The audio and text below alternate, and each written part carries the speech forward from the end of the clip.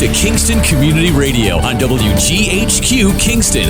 On your radio at 920 AM and 92.5 FM, and also online at mykcr.org. Hi, I'm Kelsey Grammer. Wounded Warrior Project supports injured veterans by connecting them with fellow warriors, by serving them through mental health and wellness programs, and by empowering them to live on their own terms. No one should face a battle alone. Join us at woundedwarriorproject.org. There was this one time I went snorkeling in the Caribbean when I was a kid. It really just blew my mind. We saw the most beautiful corals. I remember thinking they were waving at us as they moved with the ocean. And then there were all these amazing fish. I'll never forget it. It completely changed the way I look at the ocean. Most of us have a memory of being in nature we'll never forget. Let's protect the world's natural places so more memories can be made for generations to come. Visit worldwildlife.org. Hi, this is Jared Mans from the Spring Lake Fire Department, and I support Kingston Community Radio, and so should you.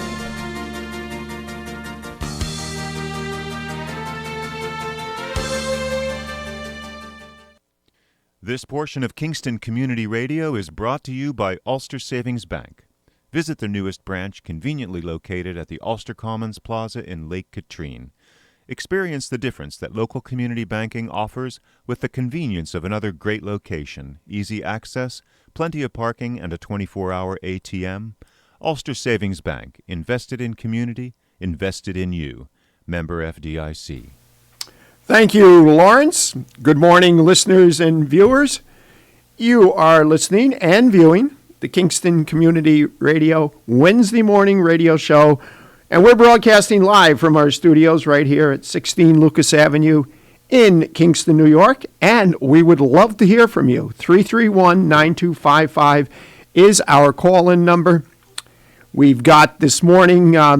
Right now, I'm a solo here in the studio. Lawrence is in the control tower, expecting Fred Costello, Supervisor Town of Sorgady, shortly. And we've got Chief Egidio Tinti from the city of Kingston. He'll be our guest at 7:30. And then we have Michelle Hinchey joining us, I believe just virtually. I think she had to be in Albany this morning. And I know she just was instrumental in two very important bills that got passed. So I'm sure she's going to have a lot to talk about, as she always does. And again, if you have any questions, any concerns, whatever happens to be on your mind, whether it's to Chief Tinti, whether it's to Senator Hinchey, myself, when Fred gets here, please give us a call. 331-9255 is our call-in number. And WGHQ Happy Christmas Fund, an update that Lawrence just gave me. He has collected a little over $58,800. So there's still about $12,000 out there that was pledged. So please, if you made that pledge, please submit your payment. It's very easy to do. Mail your check to Kingston Community Radio, payable to Kingston Community Radio. P.O. Box 4364, Kingston, New York, 12402. You can also pay electronically via Venmo. And if you just hop on to the KCR website or Facebook page, that electronic payment address is there. And I believe last week all the gift cards went out to... Yep, last Thursday they all went out, even though we did a social worker forgot to submit a list, and that's what I was doing this morning. That's why I was a little late signing but that's more important. That's more, Well, it is. She forgot to send it in, and yeah, last Thursday everything went out. One social worker has yet to come and pick up her stuff from Family of Woodstock. She'll be here this morning at 9 o'clock. But yes, all the cards went out.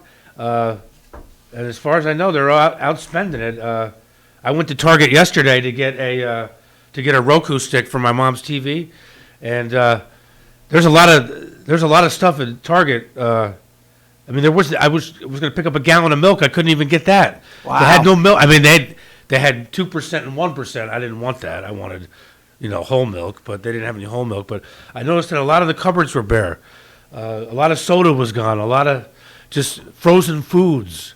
Eggo waffles, just certain things where, people were out shopping, and I'm continued to be amazed that with the supply chain issues and what types of supplies are hard to get. They are. And before we get off the WGHQ Happy Christmas Fund, I also want to take this opportunity once again to thank the hundreds of those who made pledges to the WGHQ Happy Christmas Fund. It was our most successful. Yeah. The best year ever. 59-year history. I think I was saying the same last year, and hopefully I'm going to be saying... And we topped it again this year, and hopefully we'll be doing it next year. In 2022. On a different note, Greg, I don't know. In my car this morning, it said 26 degrees when I got in the car. I left Sorgety's. It was 24. Okay, apparently it wasn't in Fred's car because he's got short. No, I guess in Glasgow it was 64. He must have the best heated seats in all of America. He must sit right down, and it's like sitting on a radiator. Either that, or he doesn't have any feelings in his legs. One or the other. That so, could be too. Hey, I'm easy. I'm here. I can hear you guys. Yeah. Morning, Fred. Good morning, Fred Costello, supervisor, town of Sorgety's. How we doing?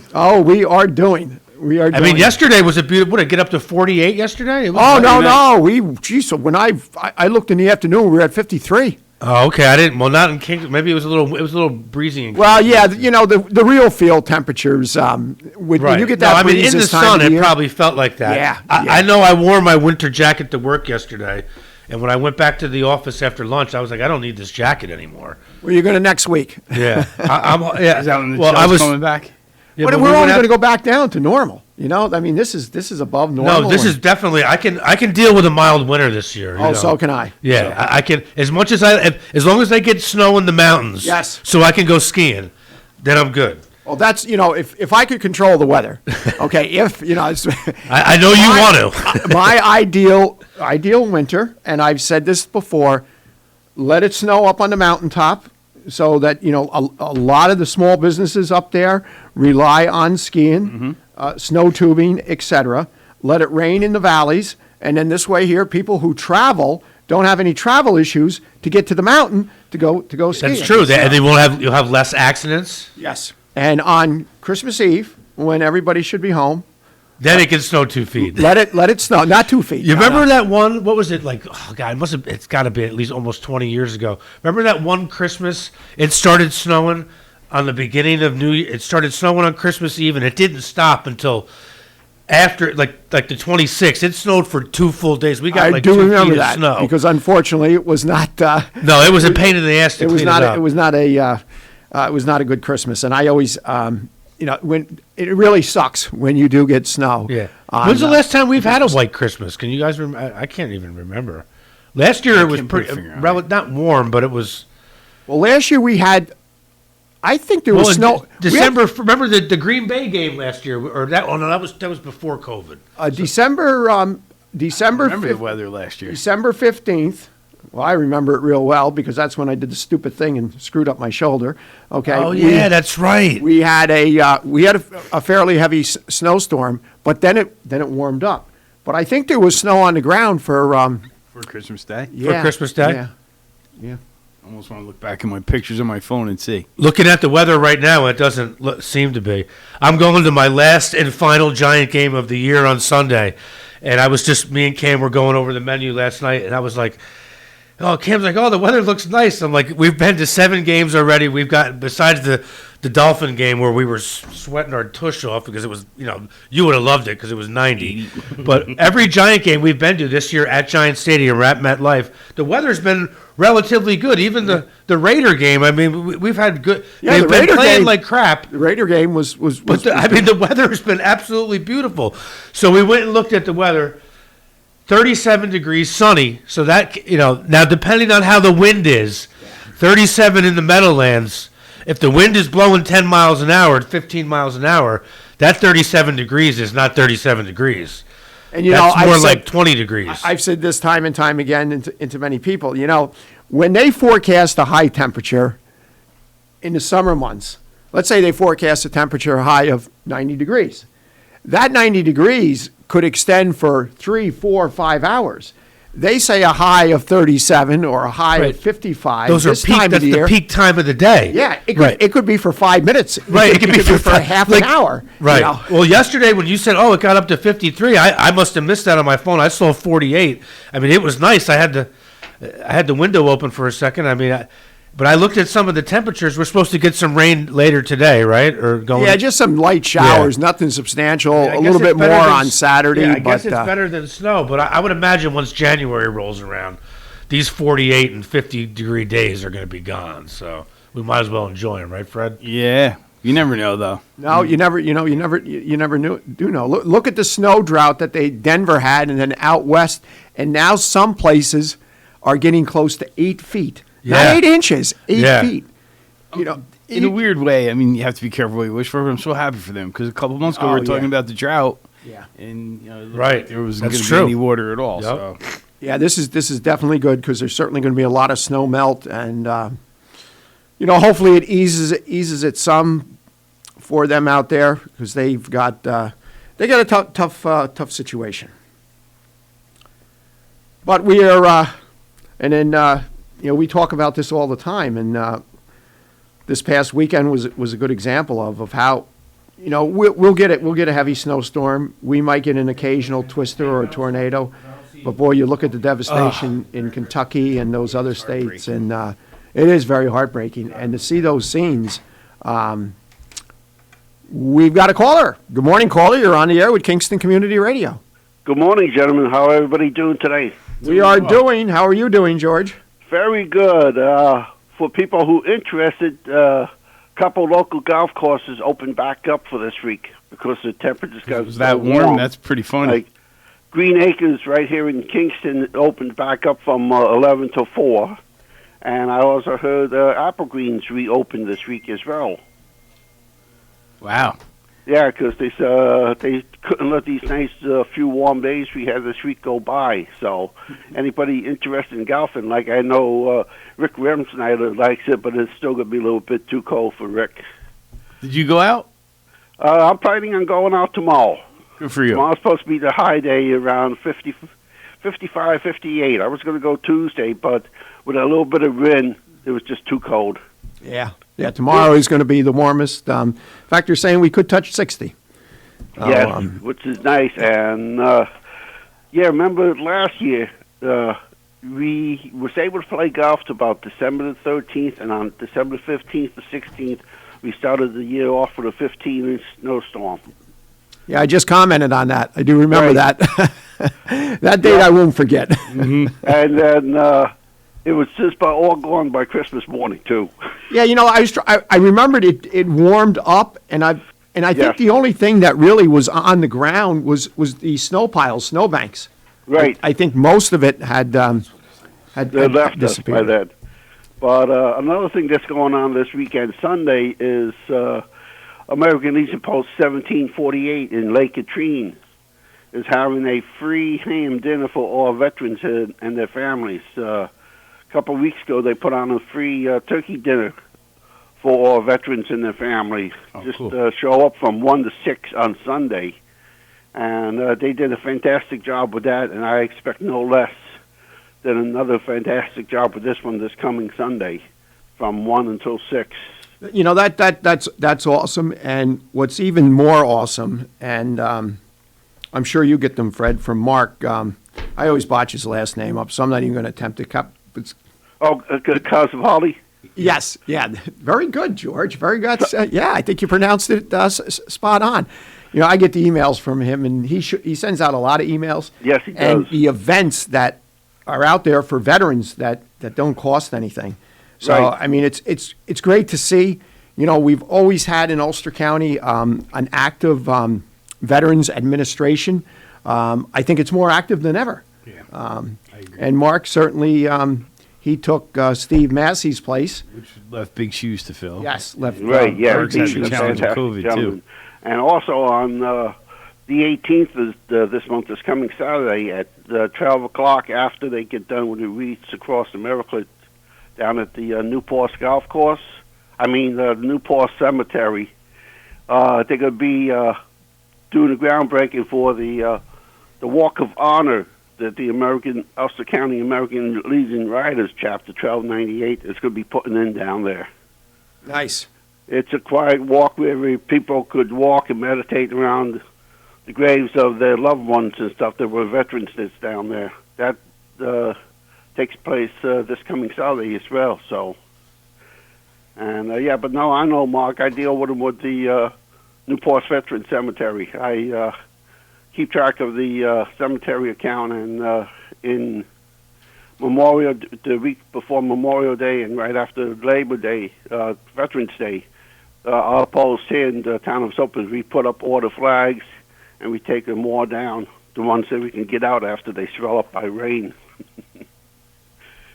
But, so, hey, you guys do a great job, and it's been fantastic listening to you guys all year. I'll be listening to you next Wednesday as well. But if I don't call in next Wednesday, I want everybody to have a Merry Christmas and a safe and healthy and Happy New Year. You guys are the fantastic gentlemen. Thanks, George. We appreciate that. Thanks for the help when we was at Adams. Our post ended up pulling in a little bit over $4,300 for a raffle, and after paying out our prices, we made about $3,200 in the raffle this year. Wow, congratulations. Great. So, super. Hey, it was great work. You guys have a great day, and good luck with all your guests coming in and everything, and I'll be listening. So enjoy the day, gentlemen. Okay, and be sure to give us a little buzz next week. It'll be a couple days before Christmas. Hard to believe that, but always great hearing from you. You have yourself an awesome day. Yep, have a great day, everybody. And George touched upon the Wreaths of America, so I think that's a good lead-in to our announcement here. Okay. So we have all are invited Wreaths across America. Sorry's VFW Post 5034 is sponsoring a bus trip to Saratoga National Cemetery. To remember the fallen, honor those who serve, teach our children the value of freedom by placing wreaths on grave sites. This event takes place on Saturday, December 18th, 2021. It is $15 per person. The bus will leave from the Greco Center at 10 a.m. and return approximately 5 p.m. We will have a cash lunch stop, and if anybody's interested in purchasing additional wreaths, those will be $15 a piece also, and any checks will be made payable to the Sargreaves VFW Post 5034, P.O. Box 152, Sargreaves, New York 12477. For anyone with questions, they could contact Bob Howe at 845-246-8510. Don't say I should have, say that I did. So that's a nice annual event that they've organized. I still many years. I can't say that I did yet. For many years. Yeah, pretty amazing. So. And after a 2-year hiatus due to the pandemic, the Sorgady Sports Hall of Fame will resume their tradition of honoring those who have made a significant impact on Sorgady sports history. 59th year, the Hall of Fame in Sorgady's has been in existence come 2022, and the induction banquet will take place on Saturday, April the 9th at Diamond Mills with a cocktail ingredient hour from 5:30 to 6:30, followed by dinner and induction ceremonies at 6:30 p.m. Again, that's at the Diamond Mills, 25 South Petition Street in Sorgady's. And the 2022 inductees who have been waiting in the wings now for 2 years include Pat Caffrey, Jay Dodick, Mark Herb, along with Steve Ener Martin and Jimmy Spears posthumously. All are invited to come out and celebrate the achievements of this year's inductees and be part of the great Sorgady's institution and tradition. Tickets still remain at a very, very reasonable price of $30, and they can be purchased by contacting Mike Hasenbog at MikeHasenbalg@yahoo.com. Telephone is 914-388-2348.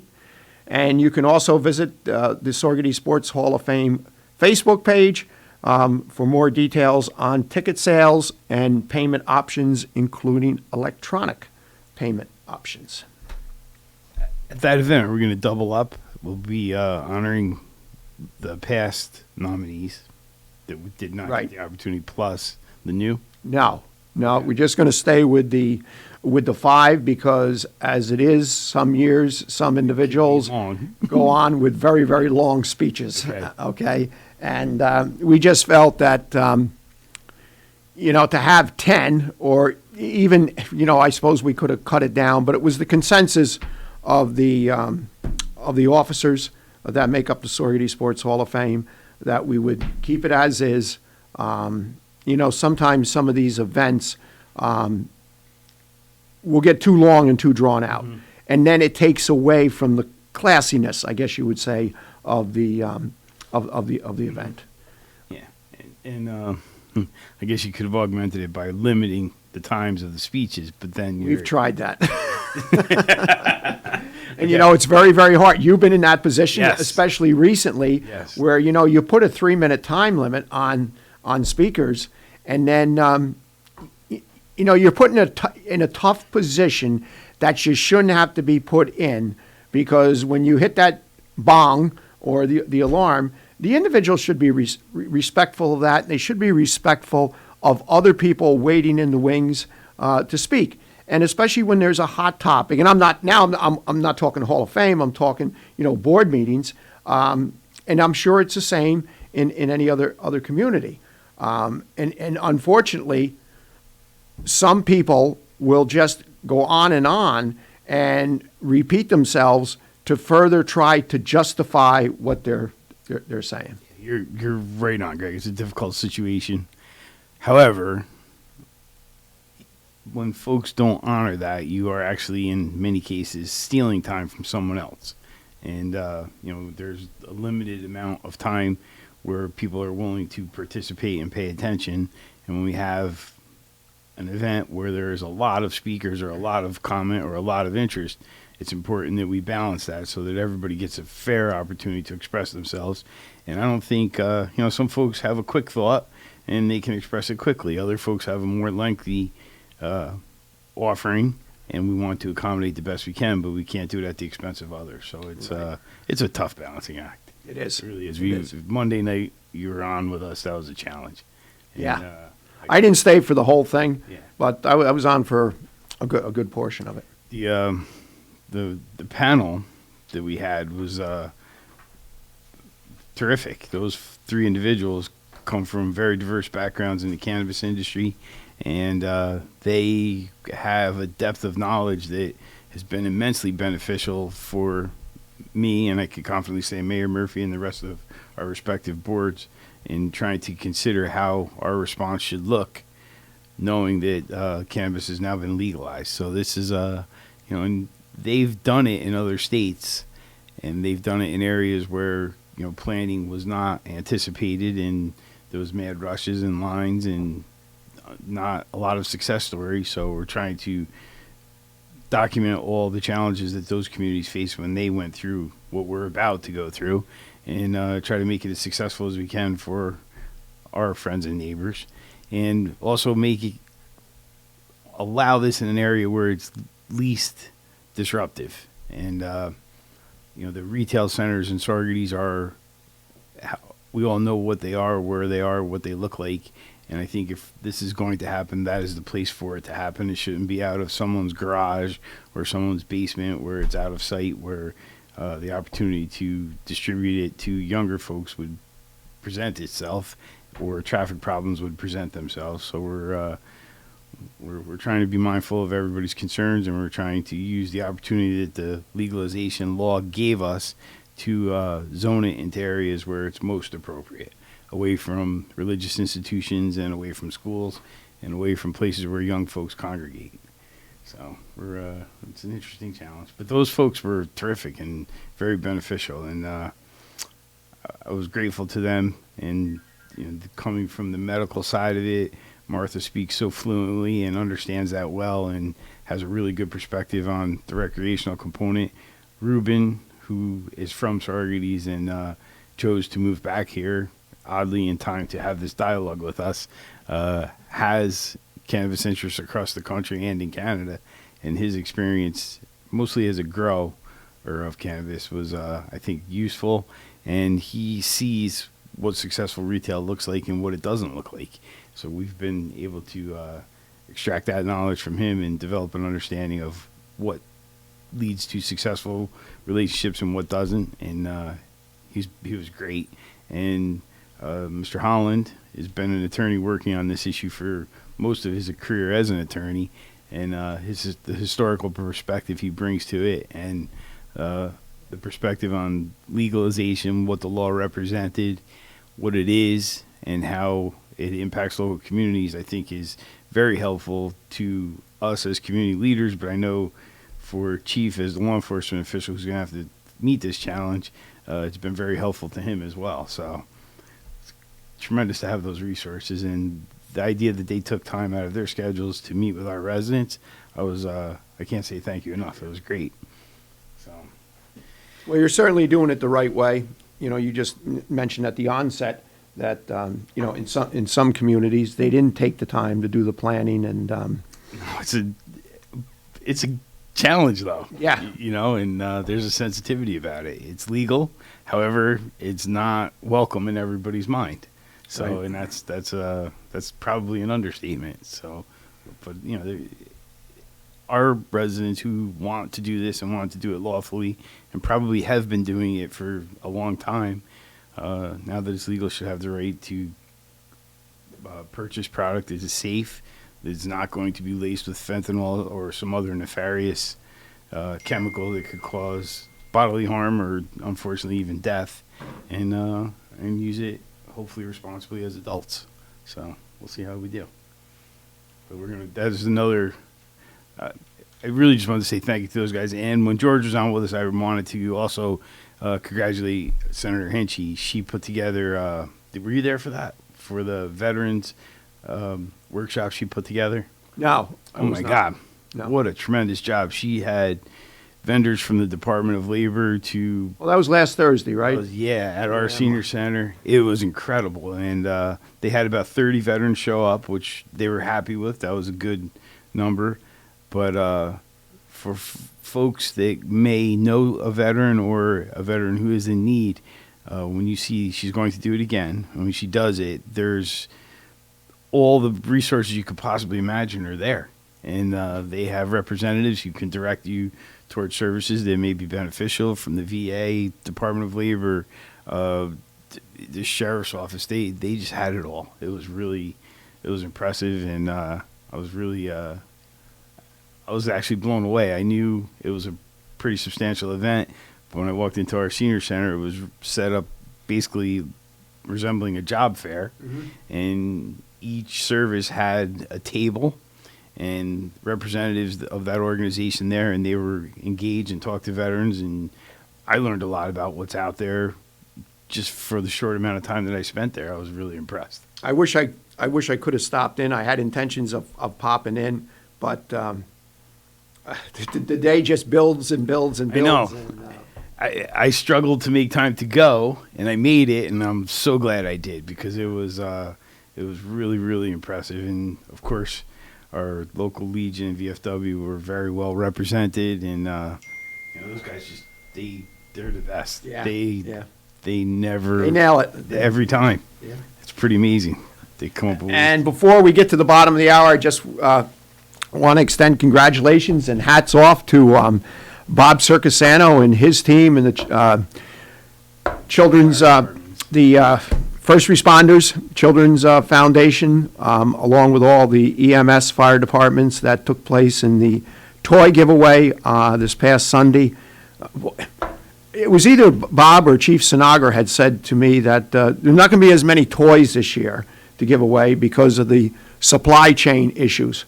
Well, in my mind, there were more toys that they gave away, and a lot of children. And then on top of that, Macy went out and bought 528 pairs of what's the real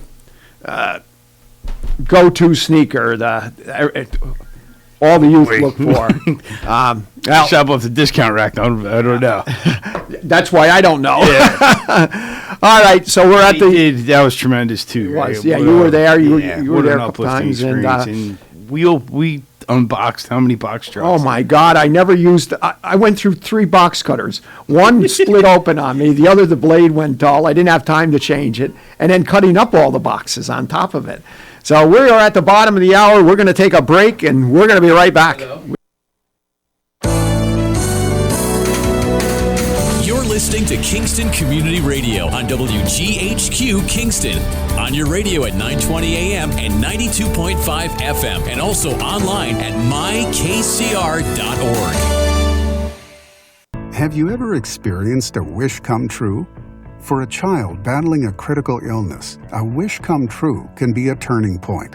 One song, one dance, one game, one adventure, one moment changes everything.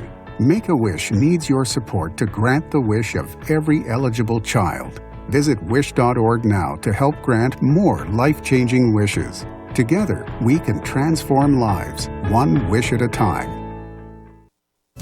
This is Greg Chorvas, and once again, the WGHQ Happy Christmas Fund is asking you to help the needy this holiday season. For the last 50 years, the WGHQ Happy Christmas Fund has helped less fortunate families have a happier holiday. Look for our collection boxes at the local branches of the Ulster Federal Credit Union, Rondout Savings Bank, the Mid-Hudson Valley Federal Credit Union, Ulster Savings Bank, and at the Kiwanis Ice Arena in Sorgenes. Thank you very much, and have a happy and Merry Christmas. Screening exams for breast, lung, or colorectal cancers are necessary to detect and treat disease at its earliest, most curable stage. But you may have some concerns and questions. Answer your questions and ease your fears by visiting radiologyinfo.org. In addition to information on screening and wellness, you'll find more than 200 descriptions of radiologic exams, procedures, and treatments to help you prepare. Get informed and be prepared. Visit radiologyinfo.org. Produced by the Radiological Society of North America and the American College of Radiology. Hi, this is Winnie from the Rosendale Seniors, and I support Kingston Community Radio, and so should you.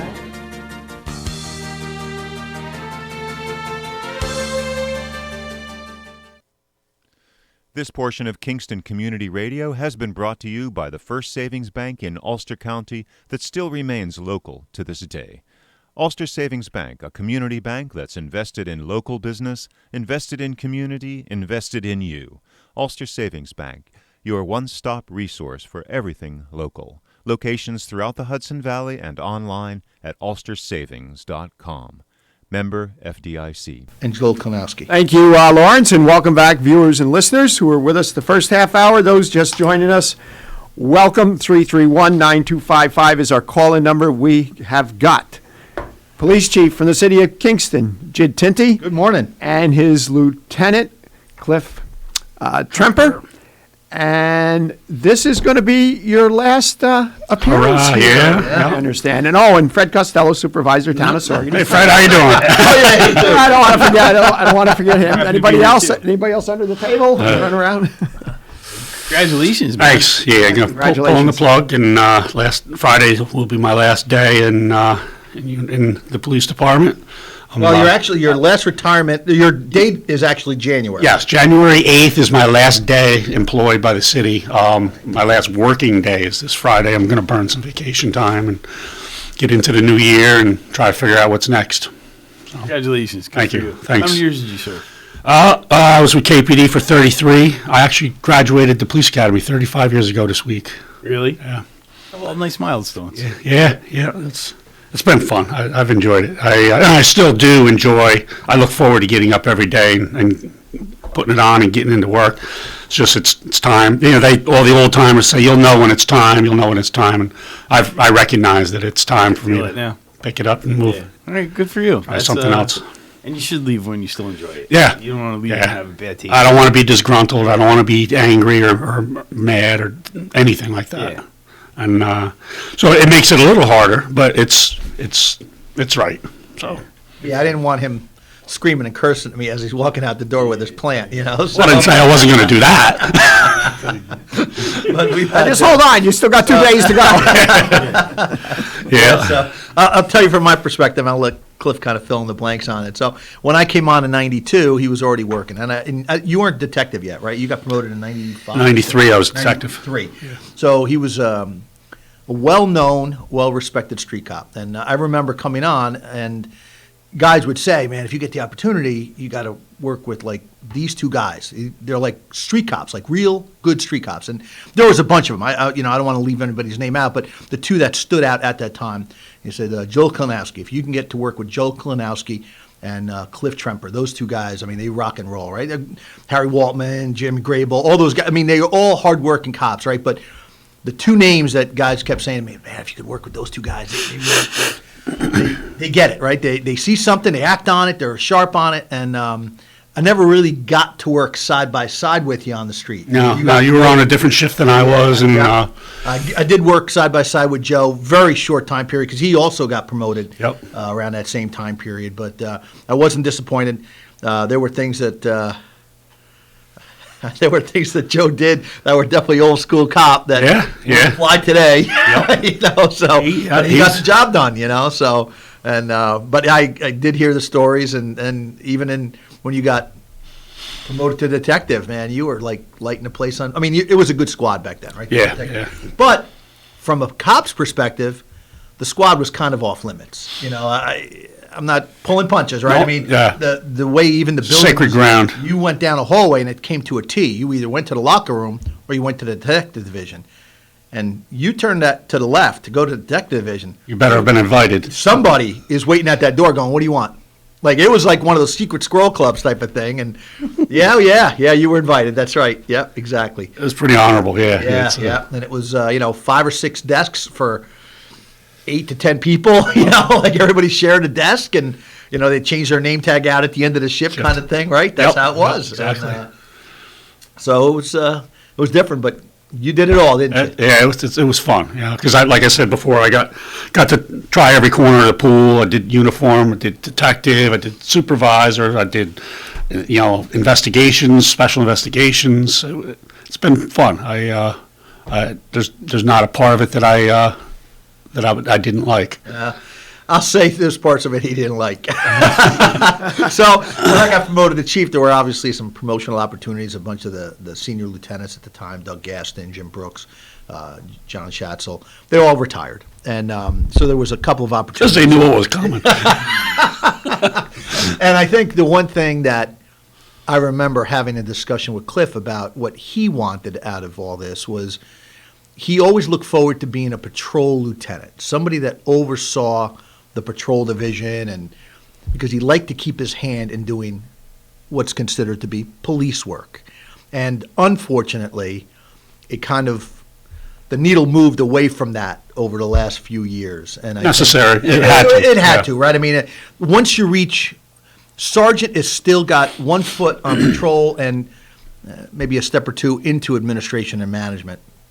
Lieutenant, you're definitely 70% management at that point, administration and policy development and oversight and scheduling and paperwork, and you're not really doing true police work anymore. It's different. And every so often, I'd be in my office doing paperwork, and I'd hear Cliff call out on the radio, and I'm like, didn't I just give him the assignment about going over the reports? And I hear him like, could you send a unit to such and such? I'm out at that location. I'm like, what's he doing out there? But you still got it in you, right? Yeah, that's something you can't get rid of. And I've tried. It's in your soul. You got to have that 1 foot on the street all the time. But I tried to phase back, and I did actually. I phased back a lot. But that's an observation I make with pretty much everybody who really likes the job. Yeah. They like that part of the job more than anything else, and the administrative side of it kind of just sucks the life out of you and bogs you down. But what I enjoyed the most was getting out and seeing the people in the community and the people I've known for 33 years here and worked with, and even some of the people I've chased around in the old days. Now we have good social interactions and. And what's the key to that? What did you tell me before? A long time ago, you said to me, a long time, 10 years ago. Treat people with dignity, no matter what. Matter what they do. They may have done a bad thing. Doesn't necessarily make them bad people, right? We know that there's bad people that do bad things. But then there's you said to me, as long as you treat them with respect, even if they don't deserve it, you treat them with respect. And it does come back around because they remember, everybody remembers how they're treated by anybody else. And, if I'm thinking, Fred dissed me or did me wrong, you're wrong with me forever, or until you do something that brings me back around. It's true. But if you do it the right way, right from the beginning, you don't have to make those apologies. Worry about who you turned off. So that's been a big thing too, and I learned that from Joe Klinowski, Gary Brooks, the old timers. Those were the two that taught me everything, along with everybody that I worked with. It's when we worked together, we almost always worked double cars back then, and that was a good time because you were able to pick each other's minds about how you do different things and make better decisions, and that was always a good thing too. And that's something that we struggle with. When I first came on, there was crime was pretty much at an all-time high. I'd like to say, it was bad. And so we took drastic measures. We separated the double cars and essentially created, 6 or 7 solo patrols out in Kingston. But one of the unintended consequences that occurred is the camaraderie that normally the banter that would occur, right? Hey, bro, how's it going at the house? Everything fine? Yeah, I worked on this thing. Or, what about that sergeant, right? We got to go, that. And there was that talking back and forth, and that doesn't happen today. We went back to it, right? We decided we actually going to, forego some of the visible presence more so for that part, because that is a big key component to, at least for us, city policing, all right? But it was an unintended consequence that I didn't predict. It was definitely, the only time they really were in the cars together at any point during that couple of year period was field training. Yeah. Once the officer was cut loose from the FTO program, he got their own car, and that was the end of it. So, but both methods have their benefits. The solo cars, you have more coverage. You have 6 cars on the street in 6 different places rather than 3.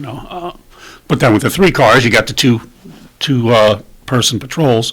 There's benefits to that too. So it's and disadvantages, right? If we're going to talk about it, you might be partnered up that night with a guy who doesn't want to do anything. Oh man, now we're just gonna. Oh yeah, and he's senior now. He's driving. You can't even hey kid, if there's any chasing, you're going to be doing it. Yep. Yeah. So it was just different back then, and not better, it's just different. And everybody has good times. The squad that are out there today has good times, right? And we just had a nice awards banquet to recognize them after many years of not having one, and came together. There was a lot of camaraderie there, and the mayor and one of the commissioners, Don Mapes, attended. It was well received by everyone there. And, I know the cops don't do it for those events, for the recognition. But when events occur that go above and beyond what you would normally consider a police response. We even had awards for a civilian response to life saving. So it does help. And but when you got 32 plus years on the job, and like you said, you've been on every corner of the pool.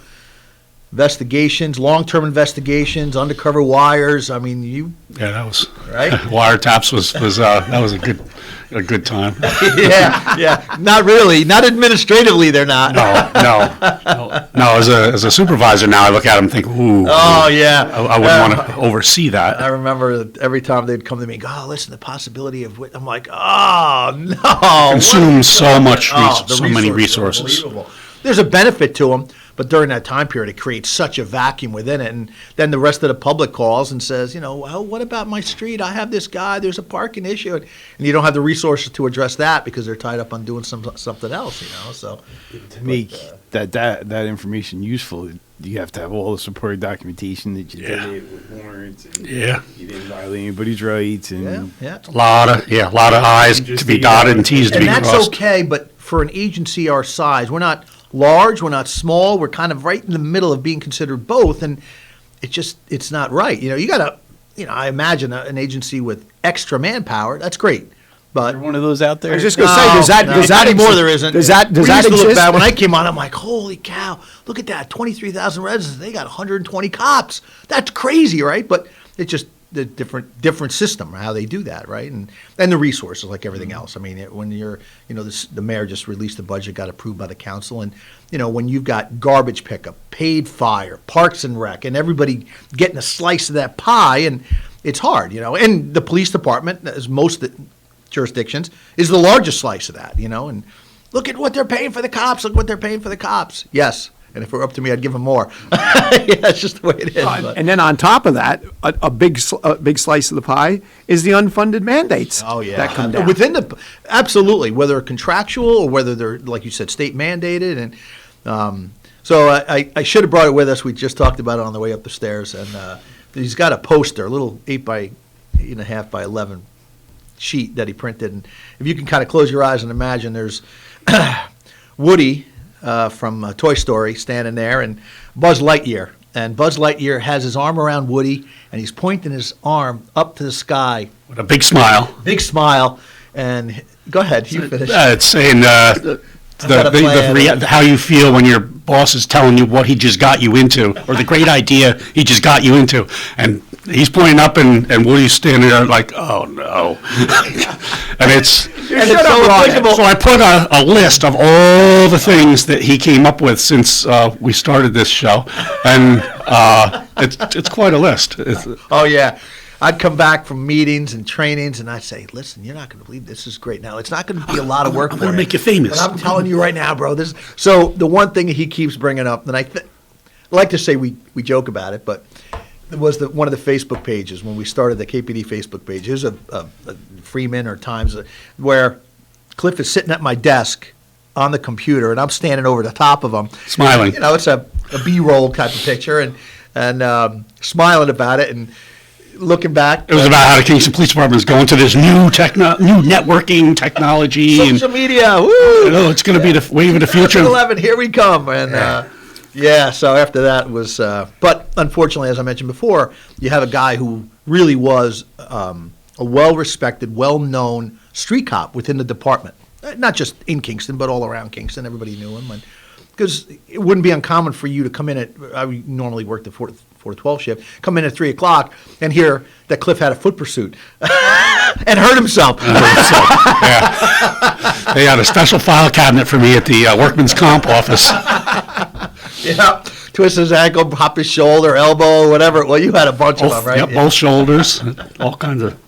Yeah, it's all part of the fun, though. Yeah, all part of it, right? The chasing part of it, and but I think it was a struggle for me because one, he's not because he's saying it, but he's staying here, being here, but he's more than capable. Once he gets his mind on it, no better. You couldn't assign it to somebody better, right? He is in it. However, I won't lie to you and tell you the cell wasn't hard sometimes. Yeah, and a lot of times I had to close my eyes and swallow hard and just say, and know that it's it has to be done, so I might as well do it the right way. Yeah, I could tell it got too much for him sometimes because he'd blow a gasket, and that's not like you. You don't. You're usually, even if you have disagreements, and we've had our share, right? Mm-hmm. Different views, different approaches. We'll come in, we'll talk about it, and at the end of the day, he might have convinced me to do it different. I might have convinced him to do it different, or we might have met in the middle. And that's the way it really should be, right? The management part of it. But there were times, and there were a couple of times, boy, you were just like, at these meetings. And I'm like, sometimes you got to provide therapy. All right, I'm going to back off the accelerator pedal on this a little bit. But let me ask you this. Cliff. Was you blowing your stack as a result of him blowing his? No. It was just the pressure, right? At a certain point, I just kept tightening. I say tightening advice, but really kind of just loading them at these meetings. Because if you want to get something done the right way, give it to a busy person. Yeah. Yeah, and that was some of my frustration because I knew there was other people that could be asked, but you knew that it wouldn't get done. It wouldn't get done. And from my perspective, I say it was easier. I knew it would get done right if he did it. And there was a time period. Now we have, he's responsible currently for a lot of things, but the 8 to 4 shift as far as patrol. Lieutenant Osterhout is responsible for the 4 to 12, and then Lieutenant Pat Bono is responsible for the midnight shift because we've had recent promotions. But there was a time period where he was the only patrol lieutenant, so he was responsible for all 50-plus people on patrol, including the sergeants.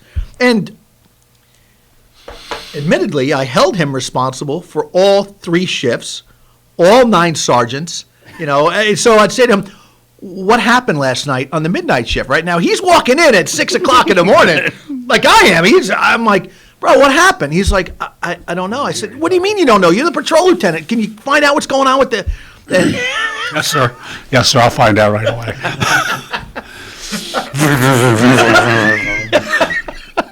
Yeah, there were a couple of times he came in and again, organization, right? He was known for his organization. He'd come in and he'd have a notepad for everything he was working on.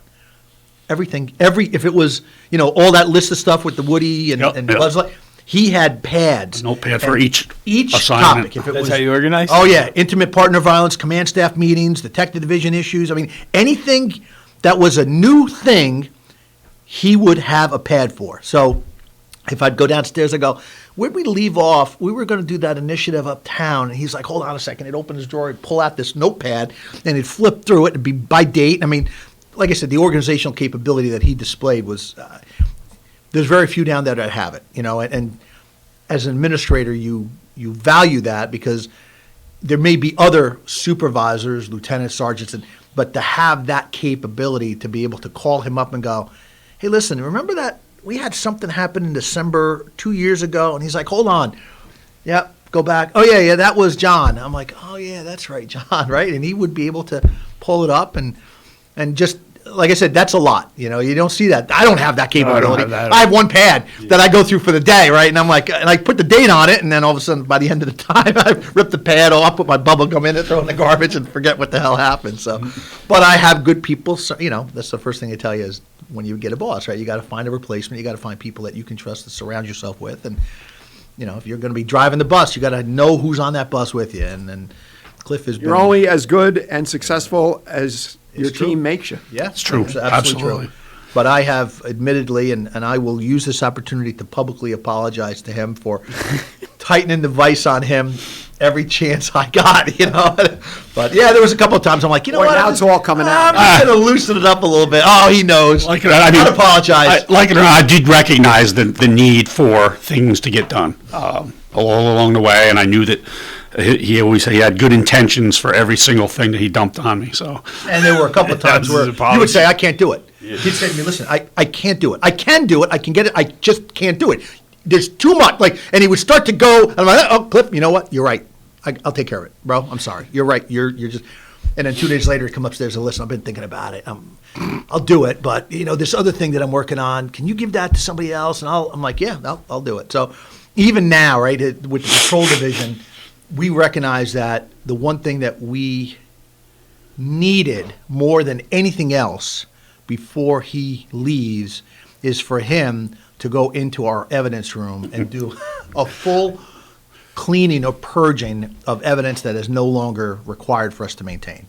So, and that's what he's been doing, right? You've go in there, you check on the shift, and then you're back in that room, which is a daunting and overwhelming task at times. It's like eating an elephant. That's the last time I think it was 2016, 15 or 16, you asked me to do it, and went back there, and I came home and told my wife, I said, how do you eat an elephant? And she said, one spoonful at a time. One bite at a time. So you got going back in there and looked at, rather than looking at the elephant, I looked at the little spoonfuls, each box of evidence, each sheet of evidence that's in each box. Yeah, there's binders of evidence sheets, binders and binders for every year. It's not just one binder for 2019. There's 4 or 5 binders, and there's drugs, guns, money, physical evidence, small evidence, big evidence, right? There's all sorts of things, tires and rims and bottles and knives and ammunition and everything's got to be accounted for, so. Now, as time is going on, are you able to document those probably tens of thousands of documents electronically, or still in the police field They're still in the paper phase right now because you need to have, it has to be done the same way by everybody. And then, even if it's electronic, if you don't have the paper document there somewhere, and So the paper document is still... I think it's still necessary, but we've had discussions about that, trying to figure out what's best. We're trying to move to barcode or scan capability where you enter the evidence, it prints out a code, a label, you put it on the evidence, it's sealed, and the processing of the evidence really hasn't changed over the years. It's the filing of the evidence, and then when there's evidence that has to be delivered to a lab to be examined, whether it's blood related or forensics for a case, and we have really Officer Jerry Marion, Officer Ed Schumann. Those guys are also evidence custodians.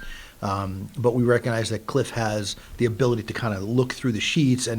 But just the purging component of it, you've got to go back, find out what the court disposition was on it, and then determine, do they need it? Is there an appeal?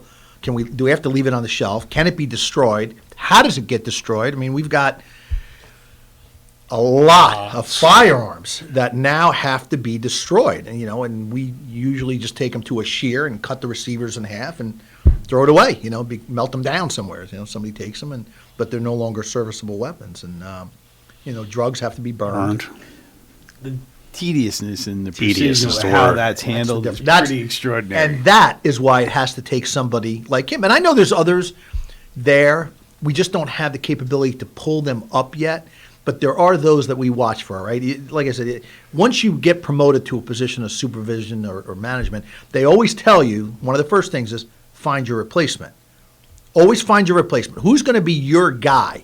If you've been doing this and you're now going to do that, who's going to do your job? And you have to find somebody that you trust. Got to be. And is capable. It's not just trust anymore, it's capability. So when you look at it and you say, okay, this guy is a good guy for doing this part of the evidence. But this takes a lot of digging, right? The precision of going through and going, wait a minute, there's 2 boxes here, and there's one extra item in the bag, and this is in plastic, it should have been in paper, and right, just yeah. You talk about putting the guns into 55-gallon drums in order to take them to the shear to destroy them, or drugs being burned and incinerated, and it's a lot. I just filled one 55-gallon drum with long guns yesterday, and there's probably enough long guns to fill 2 or 3 more 55-gallon drums. And as a gun guy, how big is this? Your evidence? It used to be the detective division. That's where the detectives were. That room is, and it's all shelves from floor to ceiling, aisles in the center, just enough, really, the separation between the shelves is enough so you can carry a box in between. And there's other places in the department underneath the stairwells where we've had DPW actually weld steel plate with locks because the larger physical evidence and long-term storage doesn't fit. Yeah, we can't get it through the door. It's amazing. We had to do the same thing for our local PD up in the second floor of the warehouse. Yeah, no, it's and just today, imagine today with discovery but evidence handling itself really hasn't changed. And again, if you're looking from the procedural part of it, an officer recovers evidence at the scene, whether it's a detective or officer, but they recover at the scene. They've got to secure it there, bring it into headquarters, process it, and lock it up. Once it's locked up, they no longer have access to that evidence. Only the evidence custodians can have access to it. The officer's out of the picture completely. So now the DA's office says, I want to examine that firearm, or I want to examine the tire iron, whatever that was used, and you got to come down, coordinate with the evidence custodian, and we administratively have no keys to any of this. There's certain locks, and every time anything changes, new locks get put in.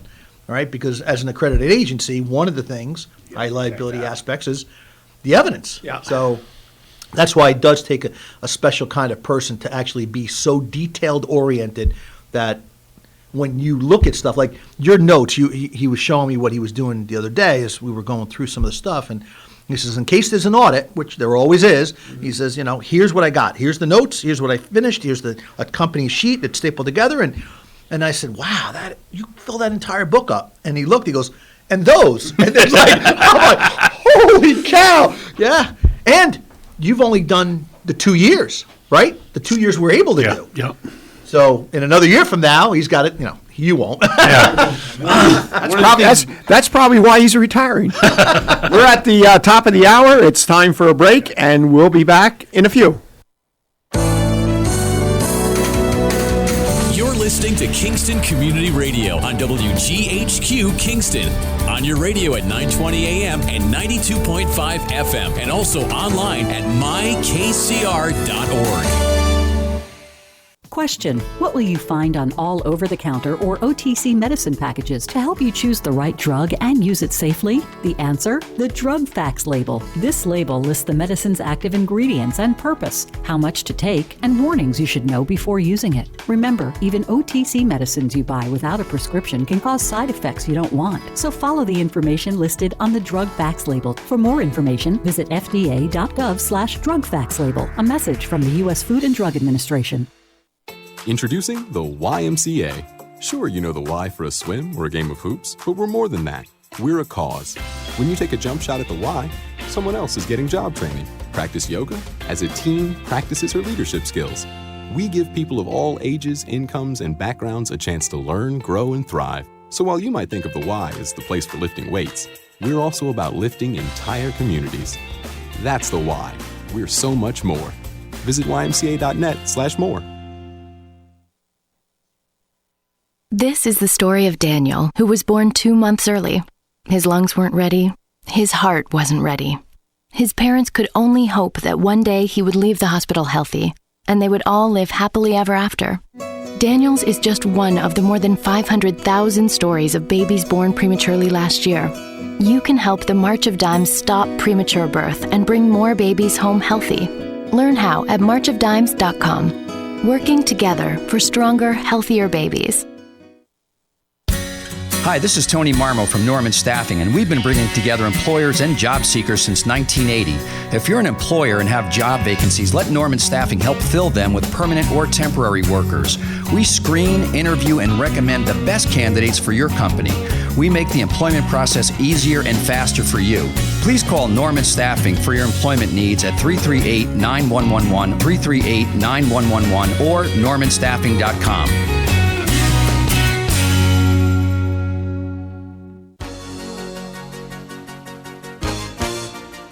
Hi, I'm Ruth Quick from Town of Ulster. I support Kingston Community Radio, and you should too.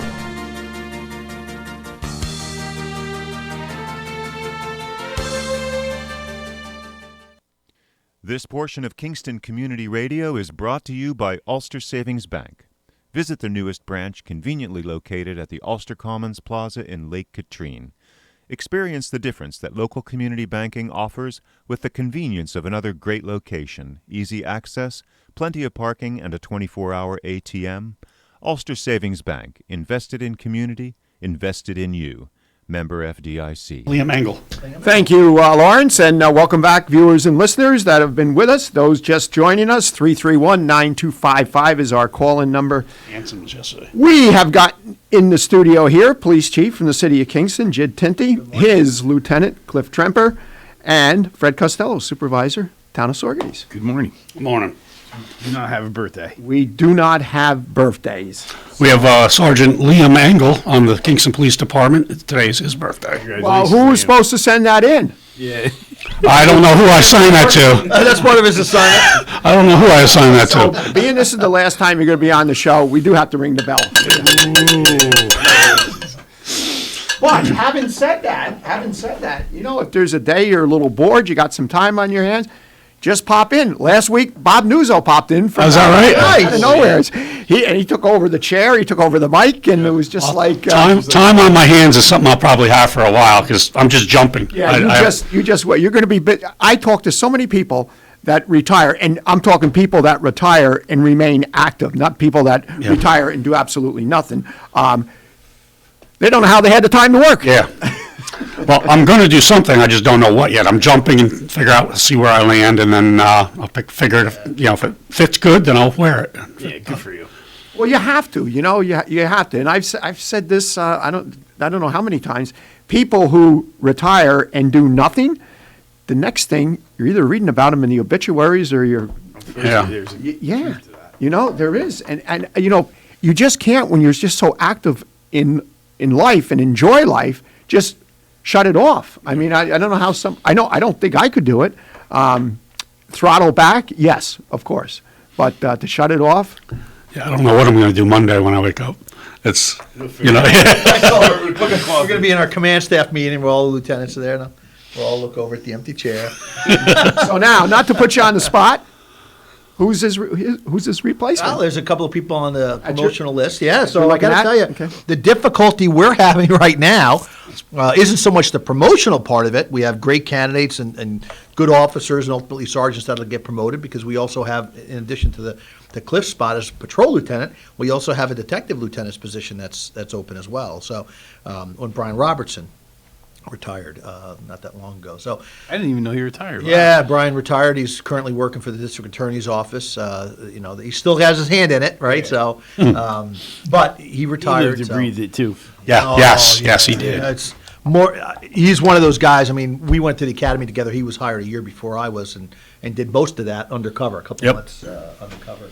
And I think you work with him. Yeah, that was kind of a segue when I went into detectives, working with him and doing the undercover buys, and he was really into it. He was very successful, and he was always into the surreptitious nature of the investigations and stuff. So that was always his forte. I feel like he spent more than the average amount of time in doing that. Yeah, I think he was only in uniform for a very short time. Yeah, I think he came on in '91.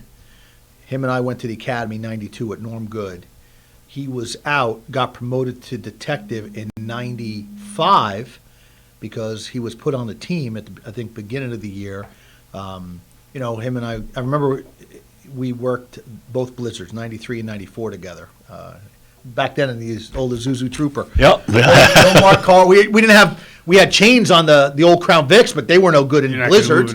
So we picked whatever we could find in the fleet, and we got stuck with the Isuzu Trooper standard transmission. We'd pull up to people's houses and, with ski masks on. It was blizzard conditions, but yeah, we got the job. Okay, we're law enforcement. Yeah, knock on the door, people like, we're calling the cops on. We are the cops. So, but so it's interesting, but we've struggled, and Cliff's been a huge part of that for many years, about just the hiring process, right? I mean, interviewing candidates. Yeah. And there was an article in the paper about when I was addressing it with the council, but it is a struggle today to get qualified candidates. And I shouldn't say that. There are qualified candidates out there, but they can pick and choose who they want to work for now, right? I mean, it's with us, and we have limitations. We don't have part-time. We really are bound by the rules of civil service. So an individual has to go through everything, and we just hired 9 people about a month and a half ago, and they're just finishing up polygraph, and a number of them have just withdrawn their application for consideration. I'm just curious. And I've been meaning to ask you on a couple occasions, but sometimes it's tough to get a word in. You've never had like a part-time call-out list or part-time officers? Never. Kingston is full-time civil. The only thing we have part-time there is CSEA clerks and part-time dispatchers. That's it. Everything else is full-time. So our officers, all 74 of them now, are full-time civil servants. That's it. Do you ever run into situations, occasions where you're unable to cover a shift? Yes. Very often lately. Lately it's been worse, but we're starting to come out of it a little bit because we are replacing bodies. But yeah, we went through this past 2 years between the COVID issues and manning. We had quite a few people resign, retire. When all this police reform happened, we had one officer send me an email and said, "Thanks, but no thanks. I'm out." Wow. Just like that. Really, just thank you, but no thank you. And you never looked into the benefits of? Yeah. So part of it is a union contract issue. Obviously, the union has to weigh in on it. 2, I don't know. I would have to really do a lot of research on part-time. I don't know of any other city, as far as a city municipality, that uses part-time officers. Oh, no fool. No, yeah, they have reserve officers. They have, auxiliary cops, traffic stuff, limited application, but no. So, and I'm not trying to, I guess I don't know enough about it, but city police work, I think, in a part-time capacity, minimally would have to be regulated by so many hours a week. You could not, in my opinion, do effective city police work on a part-time basis. Yeah, you just couldn't do it. Well, I'm also thinking all the events. I see what Chief Sinagra up in Sorgeties with, and there's how many officers that are retired, and I saw Donnie Tucker actually working the. A couple of our guys are up there that retired from our job and working part-time up there. So I guess we have a little bit more flexibility, but 4th of July, there's a lot of traffic posts that have to be staffed for the fireworks and during the parade. So you have basically 12 hours of activity, and we only have 23 people total. Right. So if we can't push that staff out for those events, you just can't do it. You can't make everybody work 12 hours, then who's going to cover the next shift? And Well, you also have to have your road patrols, just like Garlic Festival. Garlic, There's gonna that's a be- 2-day event, and same thing, Yeah. and car show, and we have a regular beat of those. So it's without that part-time capacity, we wouldn't be able to properly staff those. Yeah, So- no, but it's a challenge administratively, because if you're going to put that badge on someone and they're going to give them a weapon and they use it, they better have been trained, they better have been certified. It's all of it goes really quick. So it's our guys were handling 2 domestics a shift. Depends on the shift, but about average 4 to 5 domestics a day is what we're handling, right? And I'd say domestics, but any incidents that intimate partner violence related and domestic incidents. And now you have a part-time officer come in that may handle 1 a week, where our officers are handling multiple ones a day. So the familiarity of handling those type of calls, which are traditionally high liability calls. The emotions are running high, people are agitated, there may be children involved, and it's a lot, and so we've looked at increasing, and the mayor was great about this, adding additional clerical personnel to help out with that. And I think that's where, if we could free up officers from some administrative duties, now I'm not talking about management administrative, but paperwork administrative. This discovery mandate now has been crippling to our agency, right? Yeah.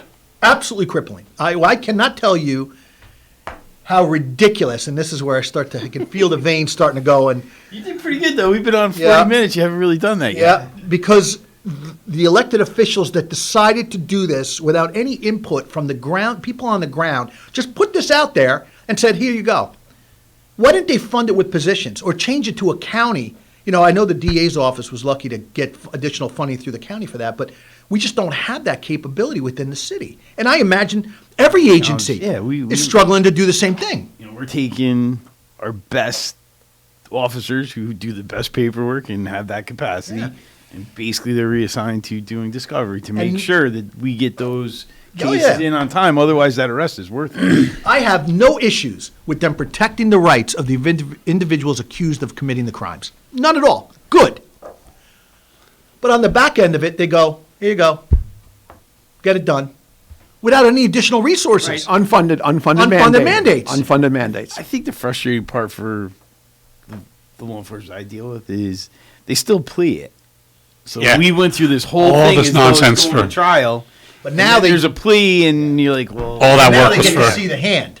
Right now they get to see the hand early on and go, oh yeah, I think I'll take this to trial, right? So, and again, I only oversee it, right? From my position, I just kind of look at the chessboard, but he's stuck with it, right? How many times do you have to go upstairs to speak to some of the clerical, and we have a great clerical staff. I mean, I'm telling you, like, they are hard workers. They come in, they're top they're notch. on it. They're on the computer. There's no downtime. You don't see them, drinking coffee at the water fountain, whatever the term is. They just don't do it. They are workers. And a lot of their work is getting stacked up on the side because they're being consumed with this.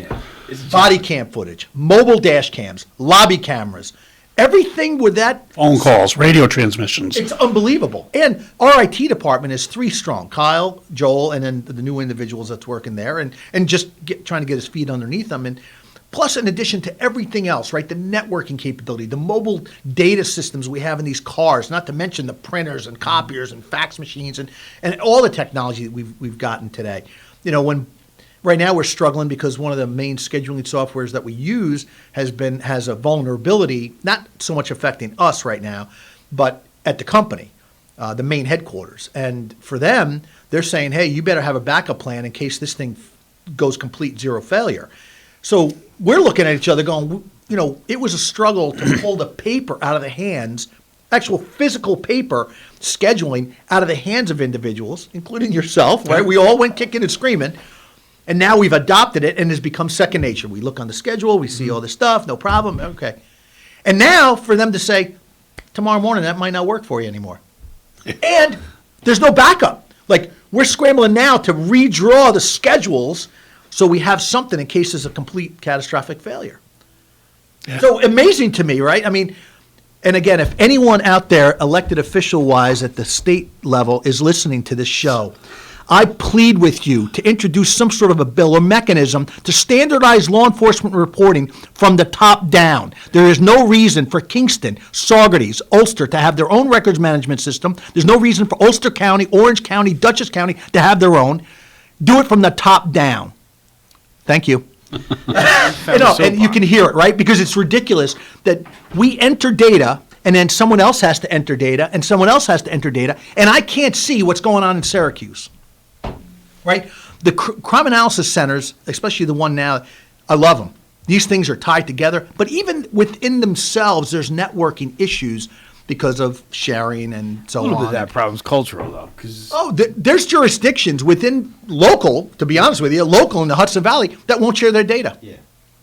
It's cultural. That is ridiculous. I agree 1,000% because folks that are doing bad things. It was quick. Don't respect boundaries. I just don't. So they don't and care again, if they're I just don't get it. They're just doing whatever they do. It's come a long way, though. It definitely 30 years ago, we were siloed 30 years ago, right?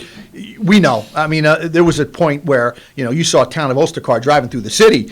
You had to get behind it, make sure it passed right through the city, right? You joke, right? But that's the truth, right?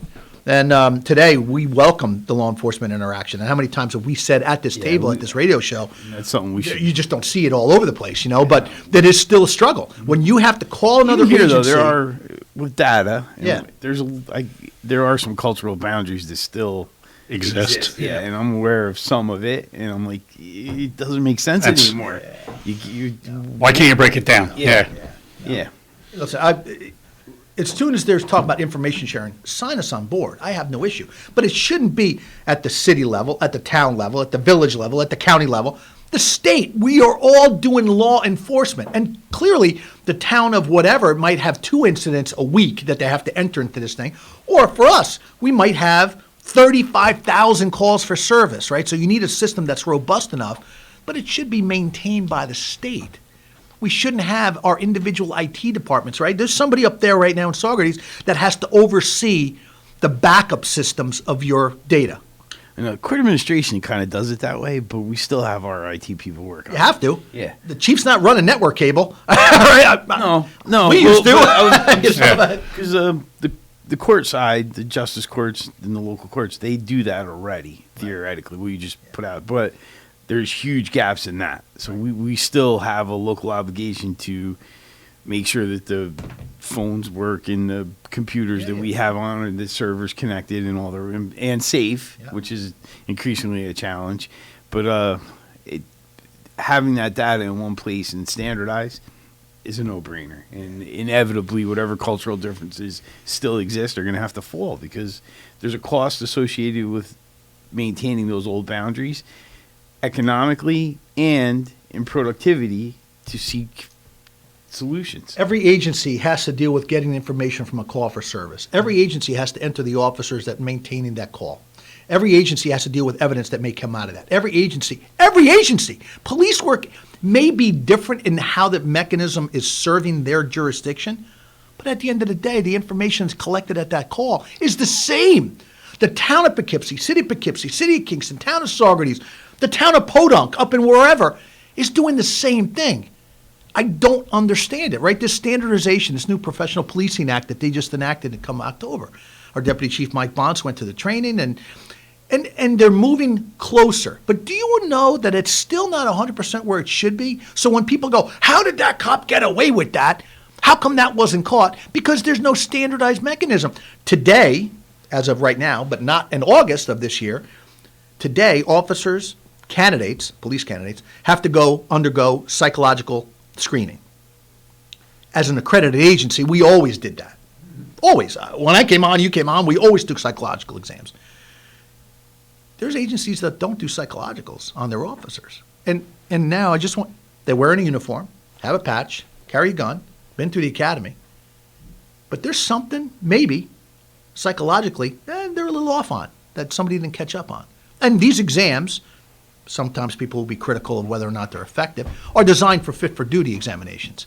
They're designed to see if this person has the mechanism to deal with power, because admittedly, an officer gets to the scene and can stop you in your tracks. You can't walk away. Hey, can I talk to you? And you go, no, I'm not talking to you. If the cop has enough, once it reaches that level, I can stop you, and I can use physical force to do it. So now you have built into that an ability to balance that level of force, that power that's given to you by the government. There's people out there that abuse it. We've seen that firsthand, nationally in some cases. Yeah. So that's the difficulty that I have. Wait a minute. I just said to this guy, he can't be a cop because my psychiatrist said he shouldn't be a cop.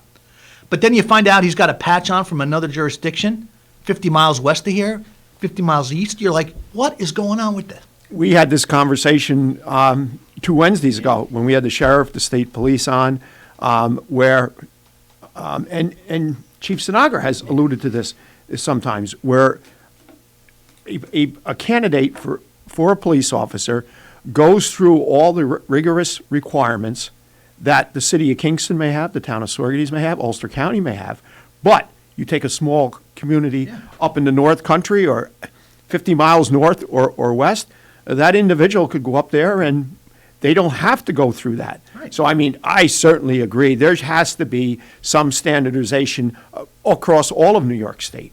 Yeah, and I will admit again here that New York State does a better job than other jurisdictions, other states. They are, DCJS, MPTC Council does have good standards.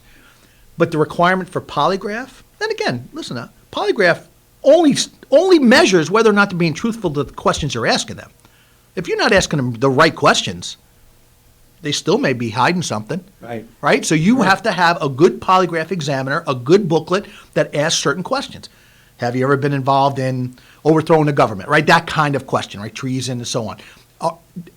Illegal drug stuff, right? I mean, we sit down at command staff meetings and we talk about interview questions for candidates because our perspective of what we want to see in a cop may be different than what the civilian commission or police commission does, right? They have standardized questions they ask, but it's a struggle, right? I mean, I don't want to say I'm the only one beating my head against the wall sometimes, but I just can't understand it.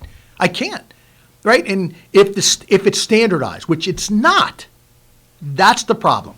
So when people say, wow, how come that happened? Well, the candidate didn't meet our standard, right? Their offer of employment was rescinded because they didn't pass a certain segment of it. They all have to take a written exam for full-time civil service. A full-time civil servant needs to take a written exam, get a score, and then they have to pass a physical fitness exam at a standard based upon their age and gender. Once that's done, we do a background investigation. And now the state has kind of upped the ante in that if if a candidate has had issues within the last 3 years of that application, that you could say they're disqualified from consideration. If it's over 3 years, they can be considered. You can weigh them back and forth, but psychological screening was just implemented across the board. Now, as the chief of police, I have to sign a document that says that they were screened. So that's been adopted statewide across the board. The DCJS 2214 form, which is the form that allows a person, a civilian, to be entered into the system as a police officer, now has a separate box, and at a station, I guess it's called, that I have to attest to that person has undergone psychological screening. Polygraph is not mandated yet, but medical is. So they have to go through a medical screening as well to make sure that they don't have an injury, a pre-existing injury that could prevent them. They can have injuries, they just can't be something that the doctor feels could be problematic. In some cases, that an officer will go through and have, I had it, all right, I'll speak from when I came through the medical, they said, something wrong with your heart. I go, what? They go, yeah, something wrong with your heart. Okay, so they send you to a cardiologist that does the stress test, and it's genetic. It's a little blipped in there. That's nothing changes. And the same thing happened to my kid. When he came through the whole testing procedure, he had medical. Doctor goes, yeah, there's something wrong with your heart. And I said to him, yeah, don't worry about it. It's genetic. You got that from your father's side. It's all good. And sure enough, went through the stress test. They put you on the treadmill and try to kill you. And no problem. Heart didn't explode. And I tell them all the time, listen, they told me that 30 years ago. If my heart's not exploded yet, you're fine. You're okay. This vein will pop like a relief valve first. So, but it is frustrating, and you can hear it in my voice. And we've been down this road before sometimes, but it really is, And I understand that there's, City of Kingston has its own civil service, which has its pros and cons to it. But why isn't there a statewide list for this? Oh, so there's not a statewide civil service list? There is, but every jurisdiction. So when I want to become a police officer, full-time police officer, I sign up for an exam. But it's a statewide, one single statewide exam that's given on a particular day under guidance by the Civil Service Department. But I can apply those results to the village of, or the county of Dutchess, to the city of Rochester. I may sit for that exam in the city of Kingston, but my test results can apply to other jurisdictions. I get a 95 on that exam.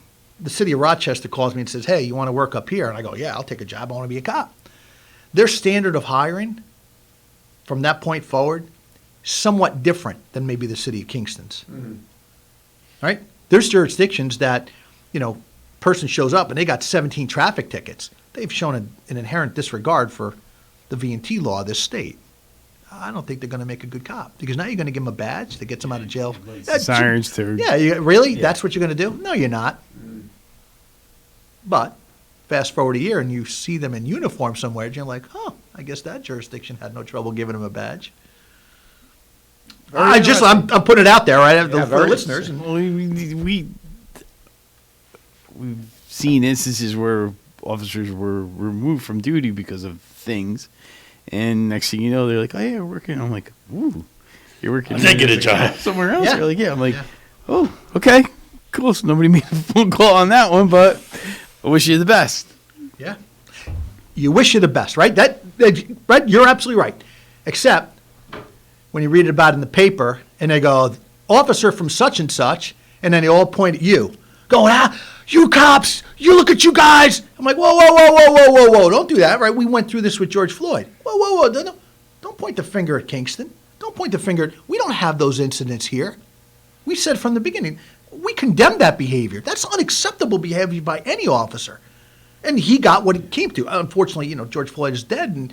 But those changes as a result of that with Cuomo and EO 203 and, and I'll say it, as difficult as they were because administratively they were taxing on us, we welcomed all that. We want you to go through our files and folders. As accredited agencies, we have it done every 5 years. Every year we do a compliance audit, but every 5 years we have somebody independent come down and go through our stuff. And we go, have at it. Yeah. There's a value to that, though. There is a huge value. Residents can feel confident. Yes. That accreditation. We've got a caller. Good morning, caller. You're on the air with Kingston Community Radio. Hi, good morning. Morning. I would like to congratulate my husband on his retirement coming up. Nice. Well done. Thank you. Couldn't have made it without you, babe. He's getting a little I'd like emotional. you to know that he'll be very busy, so you guys don't have to worry about it. Yeah. They say, Teresa, right? They say behind every great man is a greater woman, right? Yeah. So there you go. We did this together. I just wanted to call in and say that to him. Well done. Thank you very much. Congratulations to you too. He's going to fix those gutters. Yeah. I'm sure you got a list about how many pages long. How many binders did you have? Yeah, she's got me beat. Only one page. Both sides. Thank you. Thank you very much for calling in, and you have yourself an awesome day and Merry Christmas.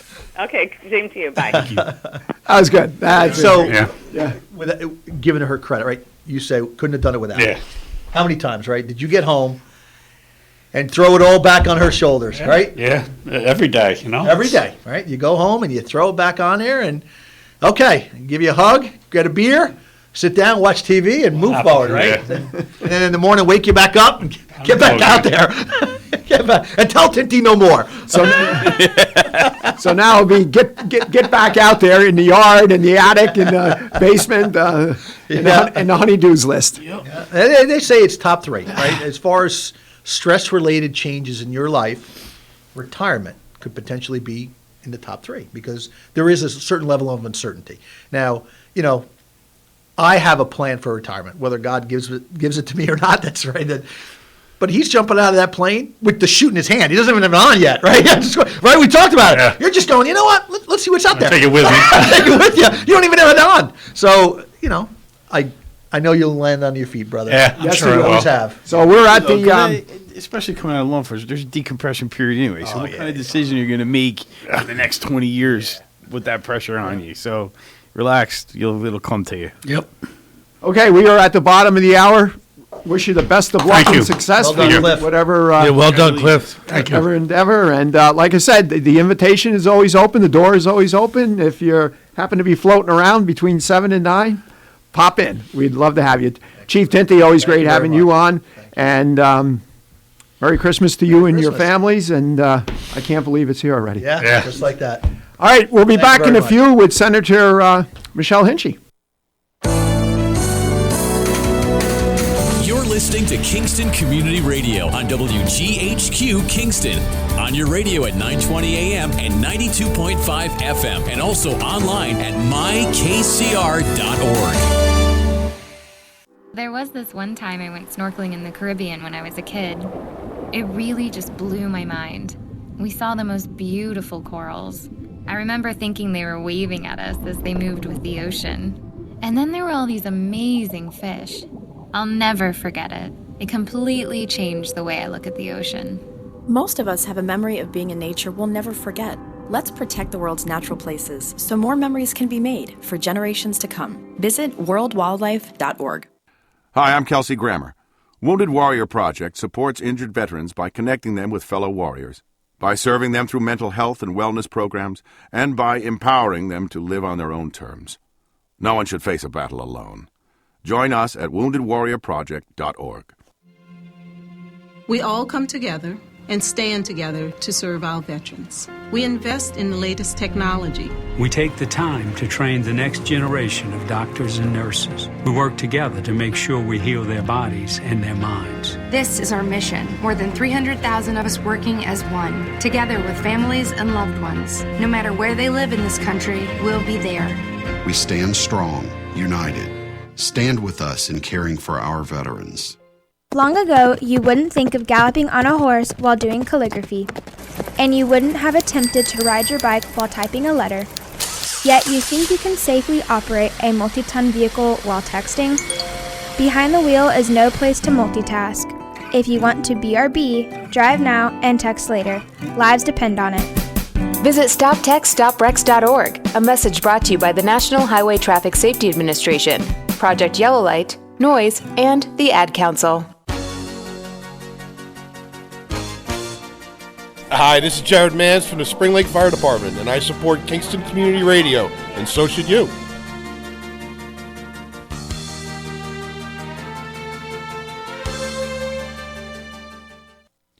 This portion of Kingston Community Radio is brought to you by Ulster Savings Bank. Visit their newest branch, conveniently located at the Ulster Commons Plaza in Lake Katrine. Experience the difference that local community banking offers with the convenience of another great location, easy access, plenty of parking, and a 24-hour ATM.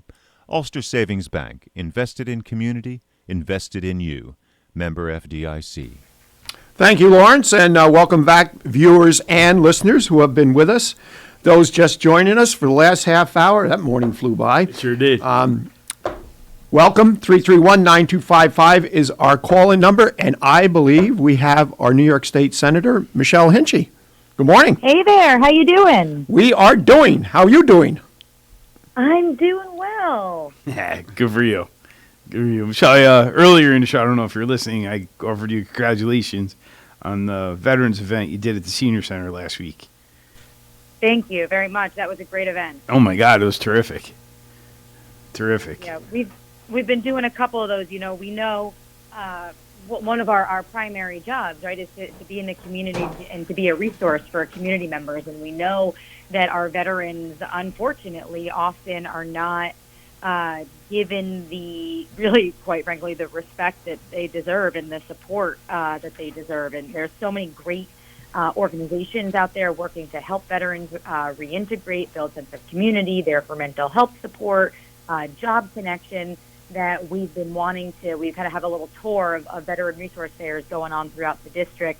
We did our first one in Cairo, which was a great success. We've done one up in Altamont, in Albany County, and then this past week we did ours in Saugerties, which was great. And you know, we had so many different organizations, as you saw, a number of veterans come through, and it's really partially just raising awareness that so many of these groups are out there wanting to help and extend a hand if they need it. Great. I wish I could. I had all intentions of popping in. We actually had a House Committee meeting the night before at the Legion, and of course we were speaking about that. But I don't know where the day went. I don't know where the time went, and I don't know how you're doing it, because boy, talk about active with since you've taken office. Wow.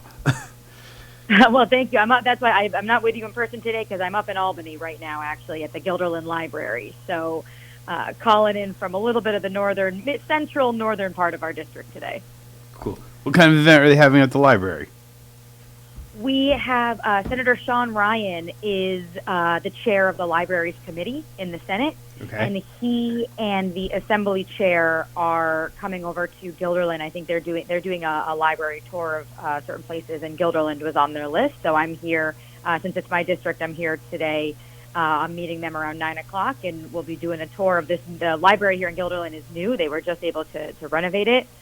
So doing a tour of this library, talking with the staff, and talking about some programming and making sure that libraries in general get the support that they need in the budget this year. You know, our libraries, especially through COVID, were such a central hub in our community, right? That's similar almost to Cantine and Saugerties, you know, where the public library or where the public internet was provided. Such a lifeline for so many people that we got to make sure that we're supporting them in a real way at the state level. Yeah, they're libraries are an amazing resource for the community, and you know, folks who haven't engaged at some capacity are really missing out. They do so many good things and are such a resource for folks to find information, to have services, be present. It's pretty incredible, and to a degree, I overlooked it until the library temporarily was housed in Town Hall. Yes. And I was just blown away by the level of traffic that the library generated while it was in our building. Yeah, they're great. They're really important. And again, to kind of that point, they're a little bit, they can be forgotten oftentimes. You know, Mm-hmm. if you're not looking, you think of it just as kind of books, right, to go where you can take out a book, but there's so much more than that.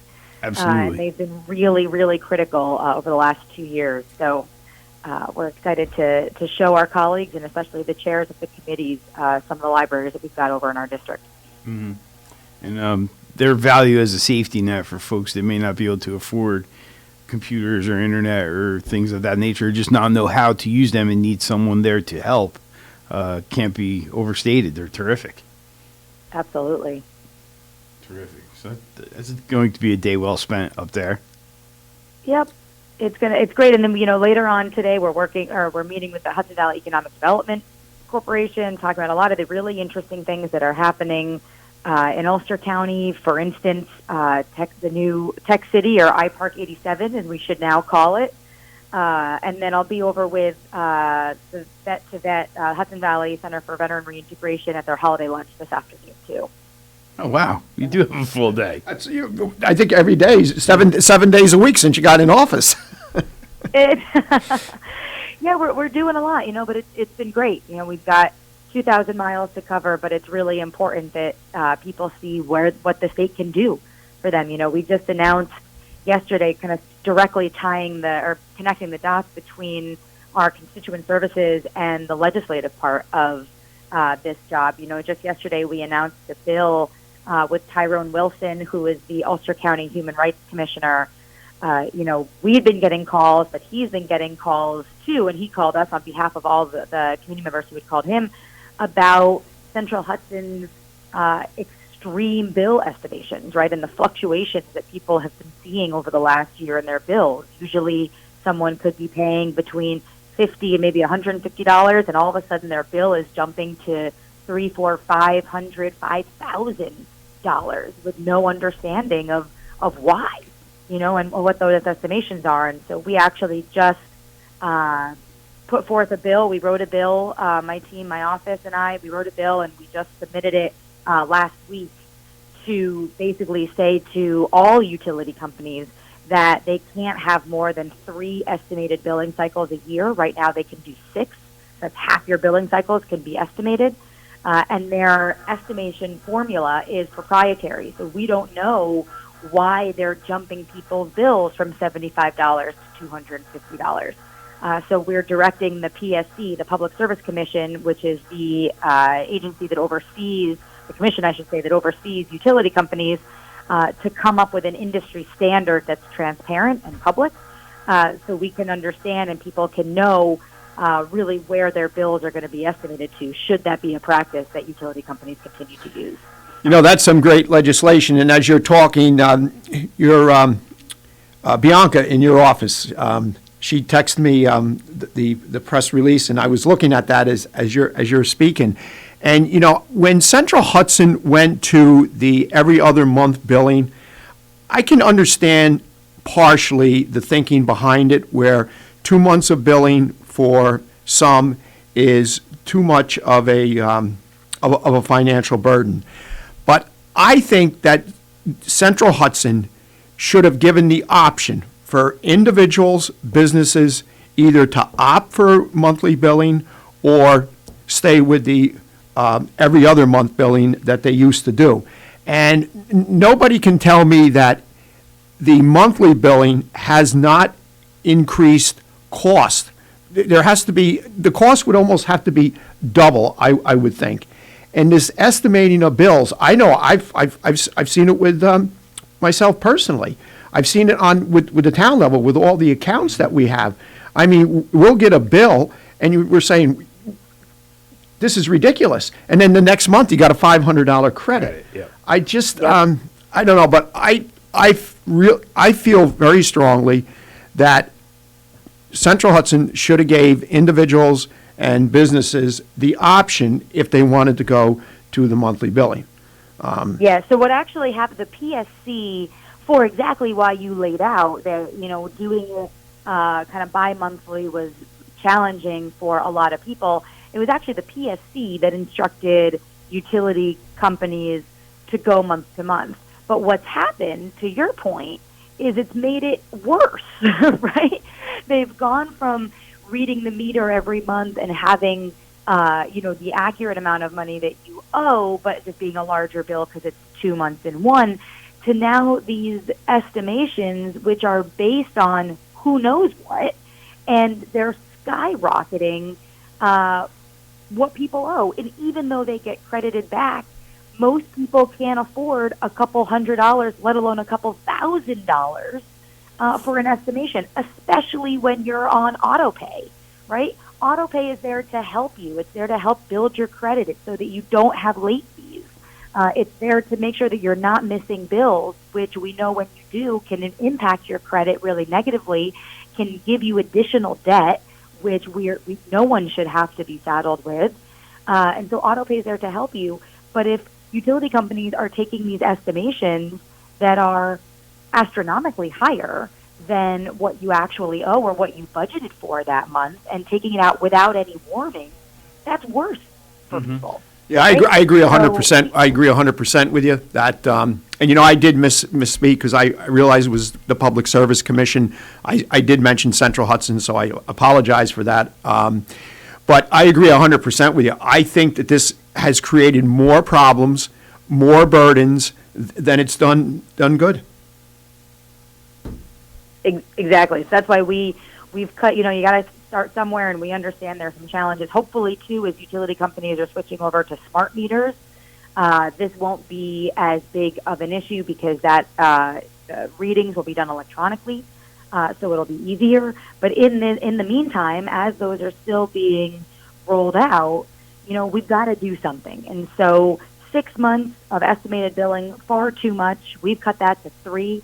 And then having this transparent clear formula, an industry standard, a formula that is an industry standard directed by the PSC for utility companies to use, as opposed to what effectively feels like willy-nilly estimation, something that people can actually look at and understand why their bills are higher or lower, is really important. So we're excited about this bill. We think it's a really important one, and it's one that came directly from community members in Ulster County and across our district, calling our office and calling other leaders in the community like Tyrone Wilson, bringing this issue forward, talking about the challenges, and it's something that we're now able to address directly as a constituent service, but something that we can hopefully fix with legislation.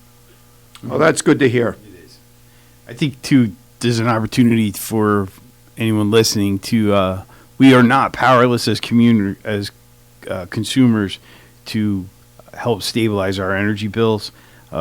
Many years ago, the energy market was deregulated, and we can contractually buy the energy portion of our bill. Central Hudson or whatever local utility you subscribe to will remain the distribution of the power, but the distributor of the power. But you can lock in a contract to buy your energy, and one of the impacts that's causing fluctuations in bills is the recent increase in energy costs has raised the charges per kilowatt. And there are a lot of mechanisms. We implemented a CCA program in Sorgeties for our residents. You can go into the energy market on your own and contract. There's a number of ways that you can stabilize that portion of your bill with a contract over the near term, and over time, those programs generally save some money. I think that's an important point, and communities like Saugerties are doing some really great things in the energy space. So I think you, Freddie, and everybody for having the foresight to do that. It's really great. We were confident over time that program would save folks who participated money, but we adopted it, and a few months later, energy prices became unstable again, and folks that are participating are benefiting from that now. But this recent trend where the bill's fluctuating, even for the estimation and distribution of power, is making it challenging for people to look at that through a clear lens. So we're not powerless as community. PSC did give us some tools as consumers to help manage these costs over time.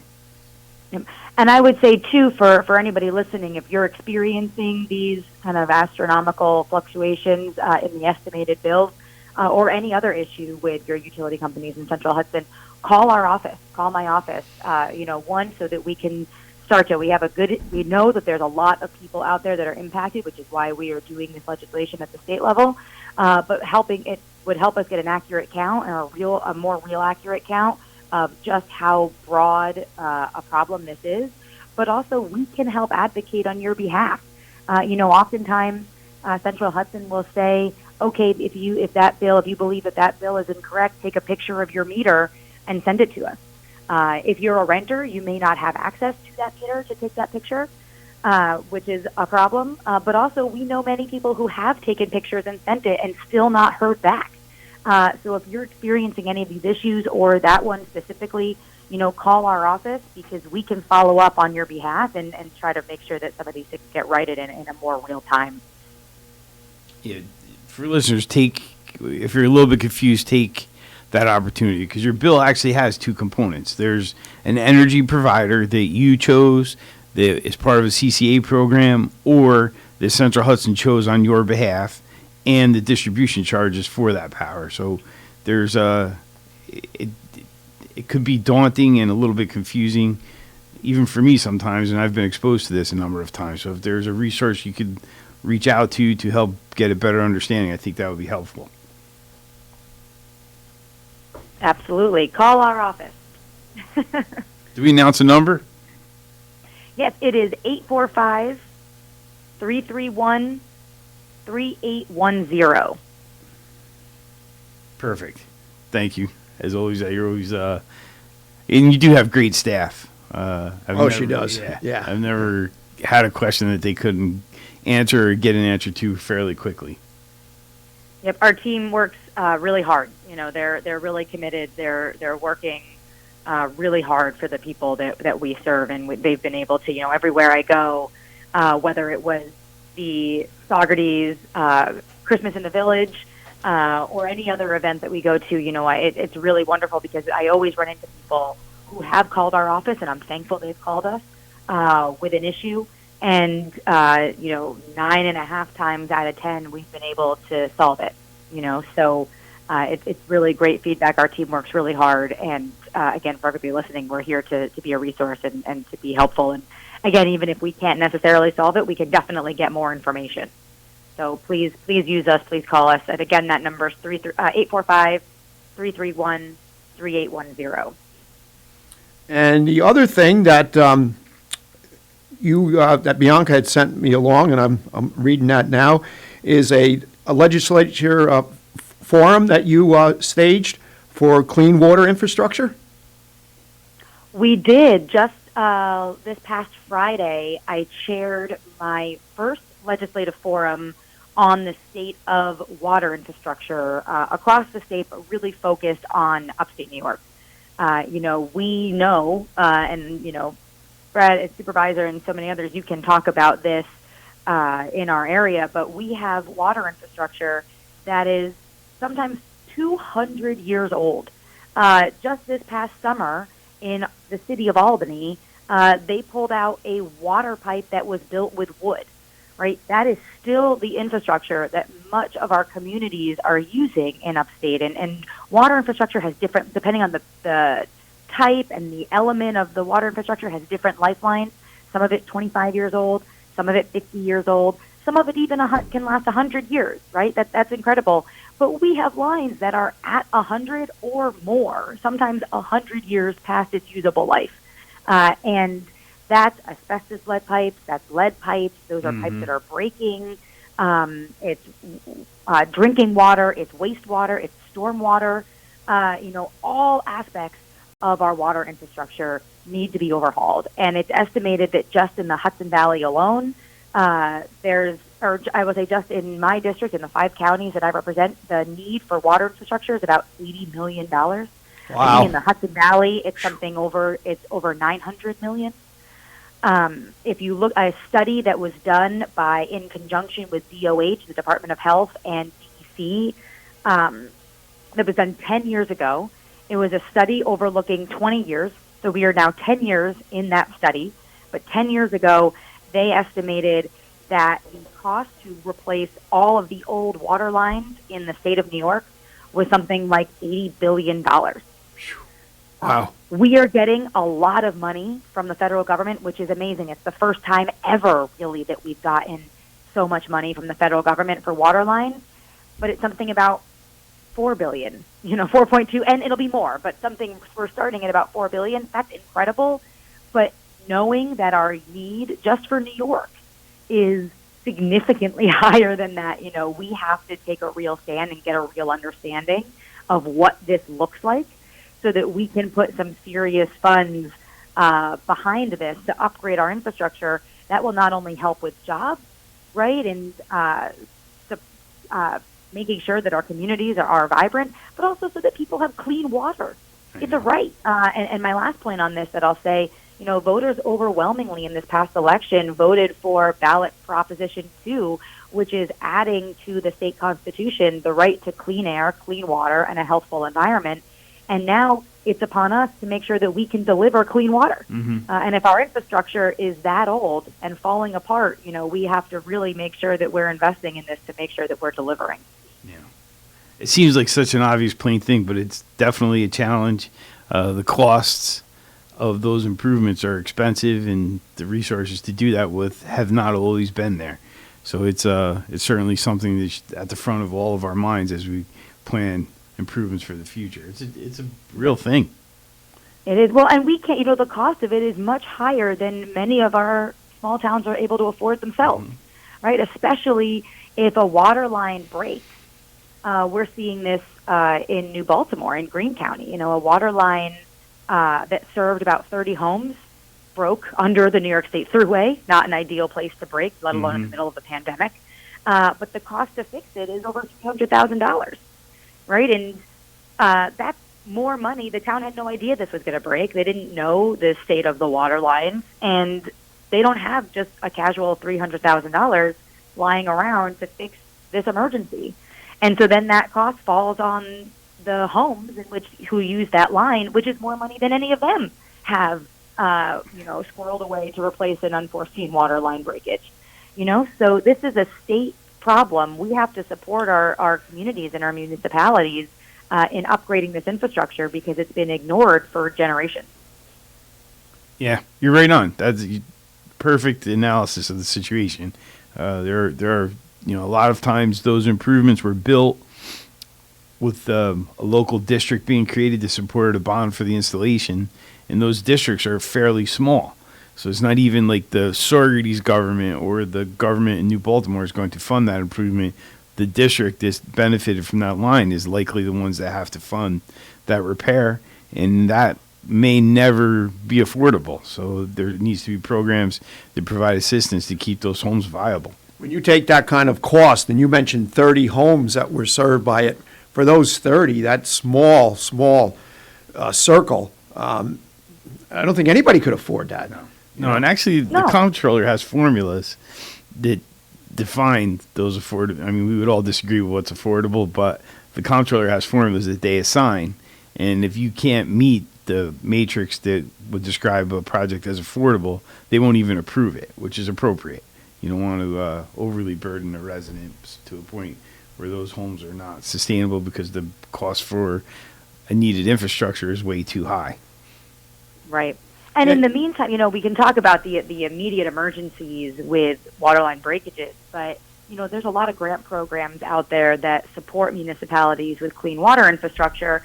The problem is the grant process is really hard, and we also can't expect what we see and what we know is that our smaller towns, don't have a grant writer on staff, of course, the terms are limited, people are, the amount of years you may choose to run for one term and then not run again, these are part-time jobs. People have full-time jobs on top of being town board members or supervisors or on the town council, the city council. There's so many other elements here that expecting towns to go through the grant process is really difficult, quite frankly, as we've seen in execution. And so there's money out there, but oftentimes communities that really need it are not the ones that are getting the funding. Yeah. So the point of our hearing was to really identify the problems, both of these, the emergency piece and the grant piece being one of them. And so we can go back and look at other ways that we can get clean water money that we have, both at the state level and the federal level, that runs through the state. How do we better get that money into the hands of municipalities that need it so that we can really start to get a handle on this issue? Yeah, there's a continuity point that you nailed right on. If you're going to engage a process to do a $3 or $4 million water distribution improvement, that's not going to happen in 6 months. That's going to take a year and a half, 2 years, 3 years minimum. And if the term of the individual that initiated that is only 2 years, and that individual does not get reelected or chooses not to run, that project may fall to the wayside, and all that work, the preparatory work, would expire. Which is, elections have consequences, and we all should be more thoughtful and celebrate that privilege that we all have as residents to vote. But projects like that, especially in small communities, are challenging if there's not that continuity of commitment to see that project through. Absolutely. So we were excited to hold that forum. We had about 8 other senators from all over the state, bipartisan, join us. Democrats and Republicans joined us to listen. We had 4 panels of testimony, and it was really a great day. I think we learned a lot. We heard a lot that affirmed the challenges that we're seeing every day and just talking to our constituents. And, I think it elevated for others the need to really be thinking about this, especially as we go into the 2022 budget cycle, which will be starting in January. Well, Senator Hinchey, we are just about out of time. Thank you for taking time out of your busy, hectic schedule Always love having you. And, we have 5 Wednesdays this month, and I'm going to make contact to your office and see what your availability might be, and maybe we can get you on for another half hour, and you can kind of summarize your first year in office and what's ahead for the next year. That sounds great. Would love to. Okay, thank you. Thank you very much. Thank you, Thank Fred you. Costello, Supervisor Town of Saugerties. Thank you, Lawrence. Most importantly of all, thank you, listeners and viewers. Right back here next week, same place, same time.